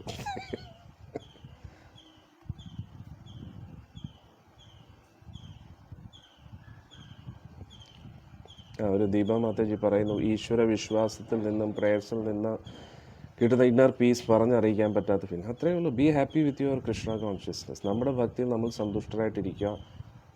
പിന്നെ ഇങ്ങോട്ട് വരുന്ന ചാൻസ്, പ്രീച്ച് ചെയ്യാനുള്ള ചാൻസ് വിട്ടുകൊടുക്കുകയും ചെയ്യും. Always look for opportunities to preach. മനസ്സിലായില്ലേ? അതാണ്. അന്നേരം അസത് സംഘത്യാഗ വളരെ ഇമ്പോർട്ടൻ്റ് ആണ്. അസത്തുക്കളുമായിട്ടുള്ള സംഘം വർജിക്കുക. Don't associate with those people. Associate means what? Speaking them for long time. അവരുമായിട്ട് കൂടുതൽ നേരം ഇരുന്ന് സംസാരിക്കുന്നു, അനാവശ്യ കാര്യങ്ങൾ. മനസ്സിലായില്ലേ? ആവശ്യമില്ലാത്ത കാര്യങ്ങൾ അവരുടെ കൂട്ടത്തിൽ അധികം നേരം സംസാരിക്കും. ഉടനെ അകത്ത് അലാം അടിക്കണം, ടൈം വേസ്റ്റ് ചെയ്യുന്നു, don't waste your time, come on get up വിട്ടുപോകണം. എന്നിട്ട് നല്ലതായിട്ട് ചിരിക്കും, ഹരേ കൃഷ്ണ എന്ന് പറയും, നന്നായി ചിരിക്കും. അന്നേരം പിന്നെ കുഴപ്പമില്ല. എന്നിട്ട് നന്നായി ചിരിച്ച് സംസാരിക്കുകയൊക്കെ ചെയ്യുക. പക്ഷേ എന്തെങ്കിലും വിഡ്ഢിത്തരം പറഞ്ഞാൽ അവിടെ നിന്ന് ഓടുക. ഇനി ഇപ്പോൾ ഞാൻ നേരത്തെ പറഞ്ഞ പോലെ കഴിഞ്ഞ മീറ്റിങ്ങിലും ആളിങ്ങനെ വിഡ്ഢിത്തരം പറഞ്ഞുകൊണ്ടിരിക്കുകയാണ്. ഞാൻ അന്നേരം മീറ്റിങ്ങിൽ നിന്ന് എക്സിറ്റ് ചെയ്യണമെന്ന് വിചാരിച്ചാൽ, പക്ഷെ വേറെ കുറേ ആൾക്കാർ കേട്ടുകൊണ്ടിരിക്കുക. അന്നേരം അവരുടെ മുമ്പിൽ അവരുടെ ഉള്ളിൽ തെറ്റിദ്ധാരണ വരരുത് എന്ന് പറഞ്ഞ് we should prove our point. So similarly ആരെങ്കിലും എന്തെങ്കിലും മണ്ടത്തരം പറയുകയാണെങ്കിൽ കുറേ പേര് കേട്ടുകൊണ്ടിരിക്കുകയാണെങ്കിൽ അവിടെ നമുക്ക് കറക്റ്റ് ചെയ്യാം. കാരണം അത് ബെനിഫിറ്റാണ്. കാരണം ആ കേൾക്കുന്നവരെ ഒരു ശരിയായിട്ടുള്ള വഴി നമുക്ക് കൊടുക്കാൻ പറ്റും. അന്നേരം ഇവർ മാത്രമേ ഉള്ളെങ്കിൽ ഇവനോട് എത്ര പറഞ്ഞിട്ടും അവർക്ക് മനസ്സിലാവത്തില്ല. അതെങ്കിൽ പിന്നെ don't waste out time, mind your own business. മനസ്സിലായില്ലേ? അതാണ് നമ്മൾ ചെയ്യേണ്ടത്. സോ പക്ഷേ അസത് സംഘത്യാഗ വെരി ഇമ്പോർട്ടൻറ്റ്. നമ്മൾ ഭക്തർ വളരെ കെയർഫുള്ളായിട്ടിരിക്കുക. ഇങ്ങനെയുള്ള മന്ദബുദ്ധികളായിട്ട് അധികം നേരം സംസാരിക്കരുത്. ഭൗതിക സുഖഭോഗങ്ങൾ മാത്രം അന്വേഷിച്ച് ജീവിക്കുന്നവരുടെ കൂട്ടത്തിൽ അധികം ടൈം സ്പെൻഡ് ചെയ്യരുത്. ആസക്തിയിൽ ജീവിക്കുന്നവരോട് അധികം ടൈം സ്പെൻഡ് ചെയ്യരുത്. വളരെ ഇമ്പോർട്ടൻ്റ് ആണ്. Mind your own business. അവരോട് എപ്പോഴും ഫ്രണ്ട്ലി റിലേഷൻ വയ്ക്കുക. അവരുമായിട്ട് എതിർപ്പുകളോ വിരോധമോ ശത്രുതാ മനോഭാവമോ ഒന്നും വേണ്ട. Mind your own business. നമ്മുടെ ബിസിനസ് എന്താ? നമ്മുടെ വീട്ടമ്മയാണെങ്കിൽ വീട്ടിലെ കാര്യം നോക്കുക, ഭർത്താവ് ജോലിക്ക് പോകുന്നെങ്കിൽ ജോലി നോക്കുക. നമ്മൾ ജോലിക്ക് പോകുന്നത് എന്തിനാണ്? ജോലി ചെയ്യാനാണ്. അത്രയേ ഉള്ളൂ. ജോലി എന്ന് പറഞ്ഞാൽ എന്താണ്? അതിൽ നിന്ന് തിരിച്ച് എന്തെങ്കിലും ലാഭം കിട്ടണ്ടേ? അല്ലാതെ ആ സൗഹൃദം കൊണ്ട് നമുക്കൊരു പുറം ലോകത്ത് നമ്മൾ ഭഗവാന് വേണ്ടി നമ്മൾ എന്തെങ്കിലും ചെയ്യുമ്പോൾ അതിലൂടെ മോണിറ്ററി അർത്ഥം പ്രതീക്ഷിക്കരുത്. നിസ്വാർത്ഥമായിട്ട് ചെയ്യുക. പക്ഷെ പുറം ലോകത്ത് നമ്മൾ എന്ത് ചെയ്താലും നമ്മുടെ സുഹൃത്തല്ലേ, നമ്മുടെ ബന്ധുവല്ലേ എന്ന് പറഞ്ഞ് ഒരിക്കലും നിൽക്കരുത്. അത് മണ്ടത്തരമാണ്. ഞാനിത് സത്സംഗത്തിൽ പല പ്രാവശ്യം പറഞ്ഞു. നമ്മൾ ഭക്തരുടെ പ്രശ്നം ഭഗവാന്റെ കാര്യം വരുമ്പോഴത്തേക്കും നമുക്ക് എന്ത് ലാഭം കിട്ടുമെന്ന് നമ്മൾ ചിന്തിക്കുന്നു. പക്ഷേ പുറം ലോകമായിട്ട് ഓരോ ആൾക്കാരുമായിട്ട് ഇടപെടുമ്പോൾ അയ്യോ നമ്മുടെ ഇതാളല്ലേ നമ്മുടെ ആളല്ലേ എന്ന് പറഞ്ഞിട്ട് നമ്മളെല്ലാം ഇങ്ങനെ കൊടുത്തുകൊണ്ടിരിക്കും. ഏറ്റവും വലിയ മണ്ടത്തരമാണ്. കൊടുക്കുന്നതിന് അവർക്ക് നന്ദി ഉണ്ടോ എന്ന് വെച്ചാൽ അതുമില്ല. ഇനി അവർ നമുക്കെതിരെ ഒന്നും ചെയ്യാതിരിക്കുമെന്ന് വെച്ചാൽ അതുമില്ല. എല്ലാം മേടിക്കും, എന്നിട്ട് നമുക്കിട്ട് തന്നെ പണിയും. So don't be a foolish person. ഇൻ്റലിജൻ്റായിട്ട് പലപ്പോഴും പ്രശ്നങ്ങൾ വരുന്നത് എല്ലാവരും സ്വന്തം അഭിപ്രായത്തിൽ ഉറച്ചു നിൽക്കുന്ന, അത് തിരുത്തുന്ന ആർക്കും ഇഷ്ടമല്ല. അതാണ് ഞാൻ പറയുന്നത്, നമ്മൾ നമ്മുടെ കാര്യം നോക്കിയിരിക്കുക. നിങ്ങൾ ഭക്തിയിൽ ഹാപ്പിയാണോ? ആ ഭക്തിയുടെ ആ ഒരു, അതായത് സൂര്യൻ ഉദിച്ച് നിൽക്കുമ്പോൾ ആരോടും പറയേണ്ട ആവശ്യമില്ല സൂര്യൻ ഉദിച്ചെന്ന്. ആ സൂര്യരശ്മി എല്ലാവർക്കും അനുഭവിച്ചറിയാൻ പറ്റും. ഇനി വീട്ടിനകത്ത് വാതിലൊക്കെ അടച്ച് ഇരിക്കുന്ന വ്യക്തിയെടുത്ത് നമ്മൾ സൂര്യൻ ഉദിച്ചെന്ന് പറഞ്ഞിട്ട് കാര്യമില്ല. അവരോട് എത്ര പറഞ്ഞാലും സൂര്യൻ ഉദിച്ചൊന്നുമില്ല, ഇപ്പോഴും ഇരുട്ടാണ്, വീട്ടിനകത്ത് കണ്ടില്ല ഇരുട്ടാണെന്ന് പറയും.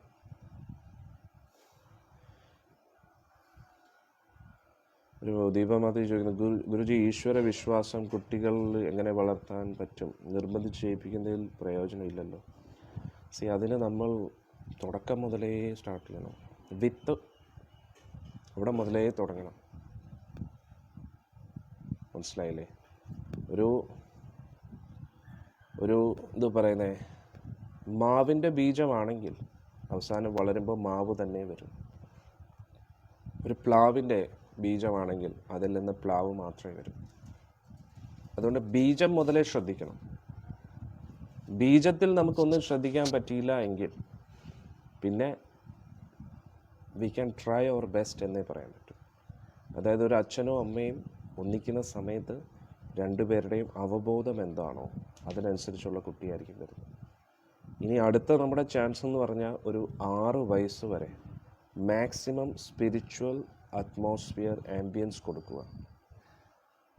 എത്രത്തോളം ക്ഷേത്ര സന്ദർശനം നടത്തുമോ, എത്രത്തോളം പ്രസാദം കഴിപ്പിക്കുന്നുവോ, മാക്സിമം ഭഗവാന് നിവേദിച്ച ഭക്ഷണം കൊടുക്കുക. മത്സ്യമാംസാദികൾ കൊടുക്കാതിരിക്കുക ഒരു 6 വയസ്സ് വരെ. അത് അവരുടെ ബേസായി. പിന്നെ 6 വയസ്സ് മുതൽ 15 വയസ്സ് വരെ അഹങ്കാരം ഇല്ലാതെ എങ്ങനെ ജീവിക്കണം, വിനയാന്വിതനായിട്ട് എങ്ങനെ ജീവിക്കണം, എളിമത്വം, അത് വളരെ ഇമ്പോർട്ടൻ്റ് ആണ്. ഒരു സിസ്റ്റമാറ്റിക് ട്രെയിനിങ്. ദീപ ഗണേശൻ മാതാജി പറഞ്ഞത് എൻ്റെ 2 കുട്ടിയിലും രാവിലെയും വൈകുന്നേരം ഓരോ മാല ജപിക്കണം. വെരി ഗുഡ്, നല്ല കാര്യം. ഇനി മോസ്റ്റ്ലി എന്തിനു ജപിക്കുന്നു, ആരുടെ നാമമാണ് ജപിക്കുന്നത്, അത് അവരെ കൊണ്ട് ചിന്തിപ്പിക്കണം. പ്രത്യേകിച്ച് 15 വയസ്സിനുള്ളിൽ അവർക്ക് കംപ്ലീറ്റ് ഫിലോസഫി, ഭഗവത്ഗീത ത്വറവായിരിക്കണം. ശ്ലോകങ്ങൾ കാണാപ്പാഠം പഠിക്കുന്നതല്ല, നമ്മൾ പഠിക്കുക, ഫിലോസഫി കുട്ടികളെ പഠിപ്പിക്കുക. അതിൻ്റെ അടിസ്ഥാനത്തിൽ ചിന്തിക്കാനും തീരുമാനങ്ങൾ എടുക്കാനും അവരെ പഠിപ്പിക്കുക. ജപം വളരെ ഇമ്പോർട്ടൻ്റ് ആണ്. ഫിലോസഫി മനസ്സിലായി ജപിക്കുന്നില്ല, വേസ്റ്റാണ്. ജപിക്കുന്നുണ്ട്, ഫിലോസഫി മനസ്സിലാക്കിയിട്ടെങ്കിൽ റിസ്ക്കാണ്. കാരണം മുന്നോട്ട് ആ ജപത്തിലുള്ള വിശ്വാസം ഉറയ്ക്കണമെന്ന് നിർബന്ധമില്ല. അതുകൊണ്ട് ഈ 15 വയസ്സ് വരെയാണ് നമുക്ക് ട്രെയിനിങ് കൊടുക്കാൻ പറ്റുന്നത്. അതുകൊണ്ട് മാക്സിമം നാമം ജപിപ്പിക്കുക, നിർബന്ധിപ്പിച്ചിട്ടാണെങ്കിൽ പോലും. പക്ഷേ അതിൽ നിർബന്ധിക്കുന്നതായിട്ട് അവർക്ക് തോന്നരുത്. ഇപ്പോൾ സ്കൂളിൽ കുട്ടി പഠിച്ചല്ലേ പറ്റൂ, കുട്ടിക്ക് താല്പര്യം ഇല്ലെങ്കിൽ പോലും. അന്നേരം നമ്മൾ ഭക്തിയുടെ കാര്യത്തിൽ നിർബന്ധിപ്പിക്കും, നമ്മൾ ചിന്തിക്കും അയ്യോ അവർക്ക് വിഷമമായാലോ. പക്ഷേ അത് ചിന്തിക്കേണ്ട ആവശ്യമില്ല, സ്കൂളിൽ നിർബന്ധിച്ചല്ലേ പഠിപ്പിക്കുന്നു. അതേപോലെ ഇത് ഇമ്പോർട്ടൻ്റ് ആണ് എന്നുള്ള ഒരു ധാരണ അവരുടെ ഉള്ളിൽ വേണം. ഭക്തി ആരെയും നിർബന്ധപൂർവ്വം ചെയ്യിക്കാൻ പറ്റുന്ന ഒന്നല്ല, അത് സ്വയം തോന്നേണ്ട കാര്യം. സ്വയം ആർക്കും തോന്നത്തില്ല മാതാജി. അങ്ങനെയാണ് ഈ സത്സംഗം എടുക്കേണ്ട ആവശ്യം എനിക്ക് എന്താണ്? എല്ലാവരും അവരവരുടെ ഇഷ്ടത്തിന് ചെയ്യുകയാണെങ്കിൽ പിന്നെ ഈ ഭഗവാൻ പ്രചരണത്തിനെ കുറിച്ച് എന്തിനാണ് ഇത്രയും കുറച്ച് സ്ട്രോങ് ആയിട്ട് സംസാരിക്കുന്നത്? നിർബന്ധിപ്പിക്കാതെ ആരും ഭക്തിയിൽ വരത്തില്ല. എല്ലാവർക്കും ഒരു മാർഗദർശനം വേണം. അല്ല നമ്മൾ ജനിച്ച ഉടനെ പൂന്താനും കുറൂരമ്മയൊന്നുമല്ല. നമ്മൾ കലിയുഗത്തിലെ പ്രൊഡക്ട്സാണ്. നമുക്ക് ഭക്തിയിൽ താല്പര്യമില്ല. ഭഗവാൻ കൃഷ്ണനോട് ഒരു ആകർഷണം ഉണ്ടെന്നേ ഉള്ളൂ. പക്ഷേ ഏറ്റവും കൂടുതലുള്ള ഭൗതിക ആഗ്രഹങ്ങളും ആസ്വാദനമാണ്. അന്നേരം ഭഗവാനെക്കുറിച്ചുള്ള ഗ്രന്ഥങ്ങൾ പഠിച്ചും ഭക്തിയിലുള്ള ഒരു അനുഭവത്താൽ നമുക്ക് ഭക്തി ഉണ്ടെന്നേ ഉള്ളൂ. അല്ലാതെ ഇത് നമ്മുടെ ഭക്തിയല്ല. നമ്മൾ പല പല ഭക്തരിലൂടെയാണ് ഭക്തിയെക്കുറിച്ച് പഠിക്കുന്നത്. അതുകൊണ്ട് കുറച്ച് നിർബന്ധിപ്പിക്കാതെ ആരും ചെയ്യത്തില്ല. ഇപ്പോൾ ഞാൻ 16 മാലയെക്കുറിച്ച് നിർബന്ധിപ്പിച്ചില്ലായിരുന്നെങ്കിൽ ഭക്തർക്ക് 16 മാലയെക്കുറിച്ച് അറിയാമായിരുന്നു? ഒരിക്കലും അറിയത്തില്ല. നമ്മൾ സ്വയം നിർബന്ധിപ്പിച്ചിട്ടാണ് ഭക്തിയിൽ വരുന്നത്. പക്ഷെ നമുക്ക് മടിയാണ് മറ്റുള്ളവരെ നിർബന്ധിപ്പിക്കാൻ. കാരണം എന്താ, അവരുടെ എന്താ പറയുക, മോഹം കാണേണ്ടി വരും, അവർക്ക് ഇഷ്ടപ്പെടത്തില്ല. അന്നേരം എന്താണ്, അവർക്ക് എന്നോടുള്ള റെസ്പെക്റ്റ് പോകും. അത് സ്വാർത്ഥതയാണ്, സ്വന്തം കാര്യം മാത്രം. ഞാൻ ജപിച്ച് സന്തോഷിച്ചിരിക്കും, ബാക്കിയുള്ളവരെന്തോ ആവട്ടെ എന്ന്. അത് സ്വാർത്ഥതയാണ്. സ്വന്തം കാര്യം രക്ഷപ്പെട്ടു എന്ന് പറഞ്ഞ് മറ്റുള്ളവർക്ക് ആ കാരുണ്യം കൊടുക്കാതിരിക്കുന്ന മനസ്സ് അതൊരിക്കലും ശരിയല്ല. We should give Mercy. മറ്റുള്ളവരിലേക്ക് ആ ഭക്തി, കാരണം നമുക്ക് ആ കാരുണ്യം ലഭിച്ചു, അതേ കാരുണ്യം മറ്റുള്ളവർക്ക് കൊടുക്കാൻ ശ്രമിക്കണം. ഇപ്പോൾ ഒരു വ്യക്തി വെള്ളം കുടിച്ചുകൊണ്ടിരിക്കുന്നു, പക്ഷെ ആ വെള്ളത്തിൽ വിഷമുണ്ടെന്ന് നമുക്കറിയാം. അതായത് നമ്മളൊന്നും മിണ്ടാതിരിക്കുകയാണെങ്കിൽ അതിൻ്റെ അർത്ഥം എന്താണ്? നമ്മൾ വലിയ ദ്രോഹമാണ് ആ വ്യക്തിയോട് ചെയ്യുന്നത്. ആ വ്യക്തിക്ക് അറിഞ്ഞുകൂടെ അതിനകത്ത് വിഷമുണ്ടെന്ന്. അന്നേരം നമ്മൾ യഥാർത്ഥത്തിൽ നമ്മുടെ ബന്ധുക്കളെയും മക്കളെയൊക്കെ സ്നേഹിക്കുന്നുണ്ടെങ്കിൽ അവർ എങ്ങനെ ഭക്തിയിൽ കൊണ്ടുവരാം എന്നായിരിക്കണം നമ്മൾ ഏറ്റവും കൂടുതൽ ചിന്തിക്കുന്നത്. പക്ഷെ നമ്മുടെ പ്രശ്നം എന്താണെന്ന് വെച്ചാൽ അവരുടെ ഭാഗത്തുനിന്ന് ചിന്തിക്കത്തില്ല. നമ്മൾ ഭക്തി അടിച്ചേൽപ്പിക്കാനാണ് നോക്കുന്നത്. പക്ഷേ ഭക്തി അവരെ ഭക്തരാക്കണം എന്ന് നമുക്ക് യഥാർത്ഥത്തിൽ ആഗ്രഹമുണ്ടെങ്കിൽ അവരുടെ ഭാഗത്തുനിന്ന് ചിന്തിച്ച് അവരെ എങ്ങനെ ഭക്തിയിൽ ഒരു സ്റ്റെപ്പെങ്കിലും എടുപ്പിക്കാം എന്നായിരിക്കും നമ്മൾ ചിന്തിക്കുന്നത്. രണ്ടും തമ്മിൽ വ്യത്യാസമുണ്ട്. ഒന്ന് അടിച്ചേൽപ്പിക്കുന്നത് എന്താണ്, ഞാനെല്ലാം പറഞ്ഞു, കൃഷ്ണനാണ് പരമദിവ്യോത്തമ പുരുഷൻ, നാമം ജപിക്കുന്നതാണ് ഇമ്പോർട്ടൻറ്റ്. ഇങ്ങനെയാണോ ഞാൻ നിങ്ങൾക്ക് ഭക്തിയെക്കുറിച്ച് പറഞ്ഞു നൽകിയത്? 3 വർഷമായിട്ട് രാവിലെയും ഉച്ചയ്ക്കും വൈകിട്ടും സിസ്റ്റമാറ്റിക്കലി ഓരോ കാര്യങ്ങൾ പറഞ്ഞു നൽകിയില്ലേ? അതിനുശേഷമല്ലേ നിങ്ങൾക്ക് ജപത്തെക്കുറിച്ച് മനസ്സിലാവും? അതിൽ എന്തുമാത്രം ഞാൻ പറഞ്ഞിരിക്കും. അന്നേരം ഇതൊക്കെ നോട്ട്സ് എഴുതണം. സിസ്റ്റമാറ്റിക്കലി, ഫിലോസഫിക്കലി, ഇൻ്റലക്ച്വലി കൺവിൻസ്ഡ് ആവണം. ബുദ്ധിപരമായിട്ട് കൺവിൻസ്ഡ് ആവണം ഒരു വ്യക്തി. അതിനെയാണ് പ്രചരണം എന്ന് പറയുന്നത്. ഒരുപാട് ശ്രമിച്ചിട്ടില്ല മാതാജി പറയുന്നത് വെറുതെയാണ്. ഒരുപാട് ശ്രമിച്ചിട്ടില്ല. ശ്രമിച്ചു എന്ന് സ്വയം ധരിപ്പിക്കുകയാണ്. അതല്ല പ്രചരണം എന്ന് പറഞ്ഞാൽ. ആ വ്യക്തിയുടെ ഭാഗത്തുനിന്ന് ചിന്തിച്ച് അവർക്ക് മനസ്സിലാവുന്ന ഭാഷയിൽ. അതിനുവേണ്ടി നമ്മൾ ആരും മെനക്കെടാറില്ല. ഒന്ന് ആലോചിച്ച് നോക്കിക്കഴിഞ്ഞാൽ മനസ്സിലാവും. ഞാൻ മാതാജിയെ മാത്രമല്ല പറയുന്നത്, എല്ലാവരെക്കുറിച്ചും പറയുക.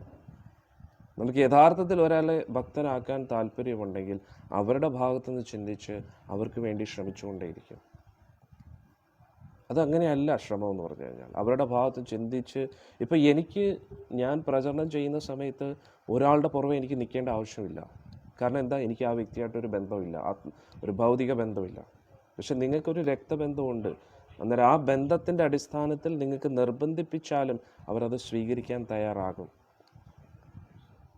പക്ഷെ ഞാനങ്ങനെ ചിന്തിക്കാൻ പാടില്ല. കാരണം ആസ് എ സന്യാസി എനിക്ക് സ്വന്തം അല്ലെങ്കിൽ മിത്രമെന്നോ ശത്രുവെന്നോ ഇല്ല. അത് ഞാൻ ചിന്തിക്കാൻ പാടില്ല. എല്ലാവരെയും ഒരേപോലെ കണ്ട് ആർക്കാണോ ഏറ്റവും കൂടുതൽ ഭക്തിയിൽ വരാൻ താല്പര്യമുള്ളത് അവർക്ക് ഭക്തി കൊടുക്കുക എന്നതാണ് എൻ്റെ ഒരു ഉത്തരവാദിത്വം. പക്ഷെ നിങ്ങൾക്ക് അങ്ങനെ ചിന്തിക്കണമെന്ന് ആവശ്യമില്ല.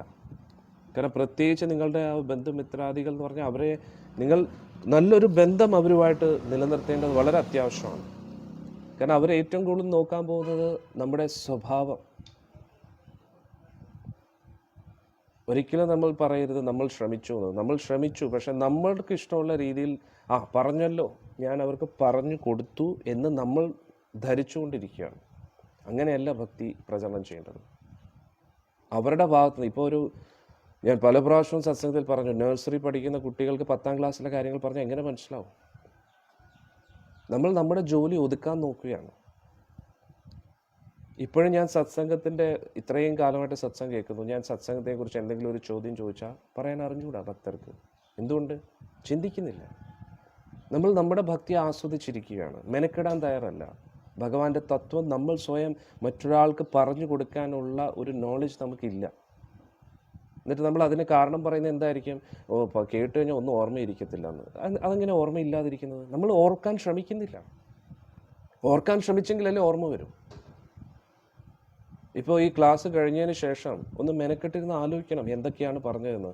നമ്മൾ ഒരിക്കലും ഓർക്കാൻ ശ്രമിക്കുന്നില്ല എങ്കിൽ പിന്നെ എങ്ങനെയാണ് ഓർമ്മ വരുന്നത്? നമ്മൾ കേട്ട് ശീലിച്ചിട്ടേ ഉള്ളൂ. കേട്ടത് വീണ്ടും ചിന്തിക്കാനുള്ള താല്പര്യം നമുക്കില്ല. കേട്ട് ഇരുന്നിട്ടല്ല കാര്യം. ആ കേട്ട കാര്യങ്ങളെ ഓർമ്മിക്കാൻ, റീകളക്ട് ചെയ്യാൻ ശ്രമിക്കണം. കുട്ടിക്കാലത്ത് നമ്മൾ ചെയ്തിട്ടില്ലേ? ക്ലാസ്സിൽ ടീച്ചർ ഇങ്ങനെ പഠിപ്പിച്ച് പോകുന്നു, നമ്മൾ കേട്ടിരിക്കുന്നു. പരീക്ഷയുടെ അർത്ഥം എന്താണ്? പരീക്ഷ എന്തിനു വേണ്ടിയാണ്? കേട്ട കാര്യങ്ങൾ എത്രത്തോളം നമുക്ക് ഓർമ്മയുണ്ട്, അത് എത്രത്തോളം ഓർമ്മയില്ലെങ്കിൽ പിന്നെ നമ്മൾ എങ്ങനെയാണ് അത് പ്രാക്ടിക്കലി അപ്ലൈ ചെയ്യാൻ പോകുന്നത്? അതുകൊണ്ട് ക്ലാസ് കേട്ടിരിക്കുക മാത്രമല്ല, ഇപ്പോൾ ക്ലാസ്സിൽ സ്കൂളിലൊക്കെ നമ്മൾ പഠിക്കുമ്പോഴും കോളേജിൽ പഠിക്കുമ്പോഴും ഒക്കെ കേട്ടാണോ ഇരുന്നത്? ഒരു ടീച്ചറിനോട് നമ്മൾ പറയാം കേട്ടിട്ട് ഒന്നും ഓർമ്മയിരിക്കത്തില്ല. പിന്നെ വേറൊരു കാരണം പറയും, പ്രായം കുറേ ആയില്ലേ, ചെറുപ്പമല്ലേ എന്ന്. ഒരു പ്രായം കൂടുമ്പോൾ അതും ഇതുമായിട്ട് എന്താ ബന്ധം? ഭക്ഷണത്തിനൊരു കുറവില്ലല്ലോ, ഉറക്കത്തിനൊരു കുറവില്ലല്ലോ. പ്രായം കൂടുതലാണെന്ന് പറയും, ഭക്ഷണം കുറച്ചാണ് നമ്മൾ കഴിക്കുന്നത്. അഹങ്കാരത്തിന് എന്തെങ്കിലും കുറവുണ്ടോ? അതിനും ഒരു കുറവില്ല. അന്നേരം യുവാക്കൾക്ക് മാത്രമേ മനസ്സിലാവൂ. നമുക്ക് എന്താ മനസ്സിലാക്കാൻ പറ്റാത്തത്? മെയിൻ പ്രശ്നം മടിയാണ്. മനസ്സിന് പ്രായമില്ല, ശരീരത്തിനാണ് പ്രായം. അതാണ് നമ്മൾ മനസ്സിലാക്കുന്നത്. ശരീരത്തിന് വൃദ്ധാവസ്ഥയുണ്ട്. ശരീരത്തിന് ചിലപ്പോൾ നടക്കാൻ പറ്റത്തില്ല. ചിന്തിക്കുന്നത് ശരീരം വെച്ചിട്ടല്ല, മനസ്സ് വെച്ചിട്ടാണ്. മനസ്സിന് പ്രായമില്ലല്ലോ. പക്ഷെ മനസ്സിൻ്റേതായിട്ടുള്ള രീതിയിൽ ചിന്തകളിൽ ഇങ്ങനെ കണ്ടീഷൻഡ് ആയിട്ടിരിക്കുക. എന്നെക്കൊണ്ട് ഇതൊക്കെ പറ്റൂ, എന്നെക്കൊണ്ട് ഇതൊക്കെ പറ്റൂ. എന്നിട്ട് ആദ്യം നമ്മൾ ചെയ്യേണ്ടത് നിങ്ങളുടെ മക്കളോടും ബന്ധുക്കളോടും ആരെയാണെങ്കിലും ഭക്തരാക്കാനുള്ള ഏറ്റവും സിമ്പിൾ കാര്യങ്ങൾ, തത്വങ്ങളാണ് ഞാൻ ഈ സത്സംഗത്തിലൂടെ പറയുന്നത്. എന്നിട്ട് ഇതൊക്കെ കേട്ട് കമത്തി വെച്ച കുടത്തിൻ്റെ മുകളിൽ വെള്ളം ഒഴിക്കുന്ന പോലെ അങ്ങനെ ആക്കാതെ ശ്രദ്ധിച്ച് കേൾക്കുക. ഓരോ കാര്യങ്ങളും ഇമ്പോർട്ടൻ്റ് ആണ്. ഇതൊക്കെ പ്രഭുപാദജിയുടെ ഗ്രന്ഥങ്ങളിൽ പറഞ്ഞിട്ടുള്ളതാണ്. പക്ഷേ നമ്മൾ ഭക്തർക്ക് എന്താ, കൂടുതൽ ഭക്തർക്കും പഠിക്കാൻ മടിയാണ്, വായിക്കാൻ മടിയാണ്. അന്നേരം അതുകൊണ്ട് അതിലുള്ള കാര്യങ്ങൾ ഏറ്റവും ലളിതമായിട്ടുള്ള ഭാഷയിൽ നിങ്ങൾക്ക് പറഞ്ഞു നൽകുകയാണ്. അന്നേരം കുറഞ്ഞ പക്ഷം ഈ സത്സംഗത്തിൽ പറയുന്ന കാര്യങ്ങളെങ്കിലും ഓർമ്മയിൽ വെച്ച് അതിനെക്കുറിച്ച് വീണ്ടും വീണ്ടും ചിന്തിച്ച് ഇതുകൊണ്ട് എന്താണ് ഉദ്ദേശിക്കുന്നത് എന്ന് നമ്മൾ ചിന്തിക്കുമ്പോൾ നമുക്ക് ആരെയും കൺവിൻസ് ചെയ്യാൻ പറ്റും. അതുകൊണ്ട് ഒരിക്കലും നമ്മൾ പറയരുത് നമ്മൾ മാക്സിമം ശ്രമിച്ചിട്ടില്ല. നമ്മളെന്താ ചെയ്യുന്നത്? നമ്മളെങ്ങനെ ഭക്തരായി? ഭക്തരുടെ കാരുണ്യത്താൽ. പക്ഷെ അതേ കാരുണ്യം മറ്റുള്ളവർക്ക് കൊടുക്കാൻ വേണ്ടി നമ്മൾ ശ്രമിക്കണം. നമ്മുടെ കഴിവിൻ്റെ പരമാവധി ശ്രമിക്കണം.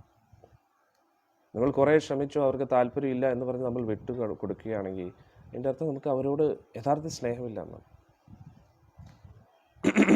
ഒരു മാതാജി പറഞ്ഞു, പ്രായം കൂടുമ്പോൾ ലൗകിക ജീവിതത്തിൻ്റെ അർത്ഥമില്ലായ്മ മനസ്സിലാവും. എല്ലാവർക്കും അങ്ങനെ ഇല്ല മാതാജി.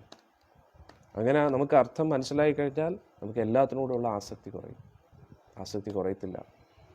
ശരീരം ആഗ്രഹത്തിനൊത്ത് നിൽക്കുന്നില്ല എന്നതിൻ്റെ ഫ്രസ്ട്രേഷനാണ് കൂടുതലുള്ളത്. ആഗ്രഹം തീർന്നിട്ടില്ല എന്നല്ല, നമ്മൾ കൂടുതലും രാഗത്തിൻ്റെയും ദ്വേഷത്തിൻ്റെയും അടിമയാണ്. രാഗം എന്ന് പറഞ്ഞാൽ എന്താണ്? ആസക്തി, ഇൻറ്റൻസ് അറ്റാച്ച്മെൻറ്റ്, ഇൻറ്റൻസ് പ്രതീക്ഷകൾ. എനിക്ക് ആസ്വദിക്കണം എന്ന്. ദ്വേഷം എന്ന് പറഞ്ഞാൽ എന്താണ്? ഞാൻ ശ്രമിച്ചിട്ടും എനിക്ക് ആഗ്രഹമുണ്ടായിട്ടും ആ ആഗ്രഹത്തിനൊത്ത് ആസ്വദിക്കാനുള്ള അവസരം എനിക്ക് ലഭിക്കുന്നില്ലല്ലോ.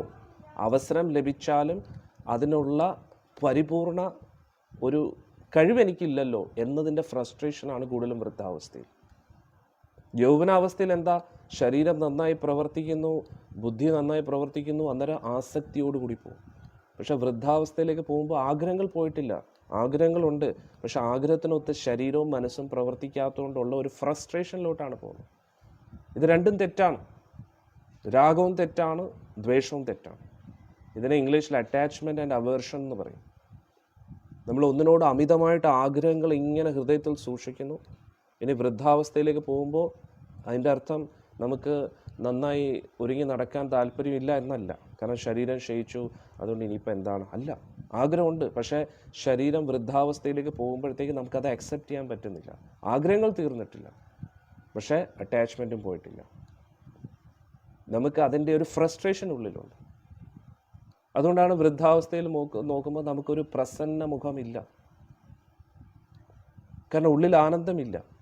ഇത്രയും കാലവും നമ്മൾ ഈ ശരീരത്തിലൂടെയായിരുന്നു സുഖഭോഗങ്ങൾ ആസ്വദിച്ചുകൊണ്ടിരുന്നത്.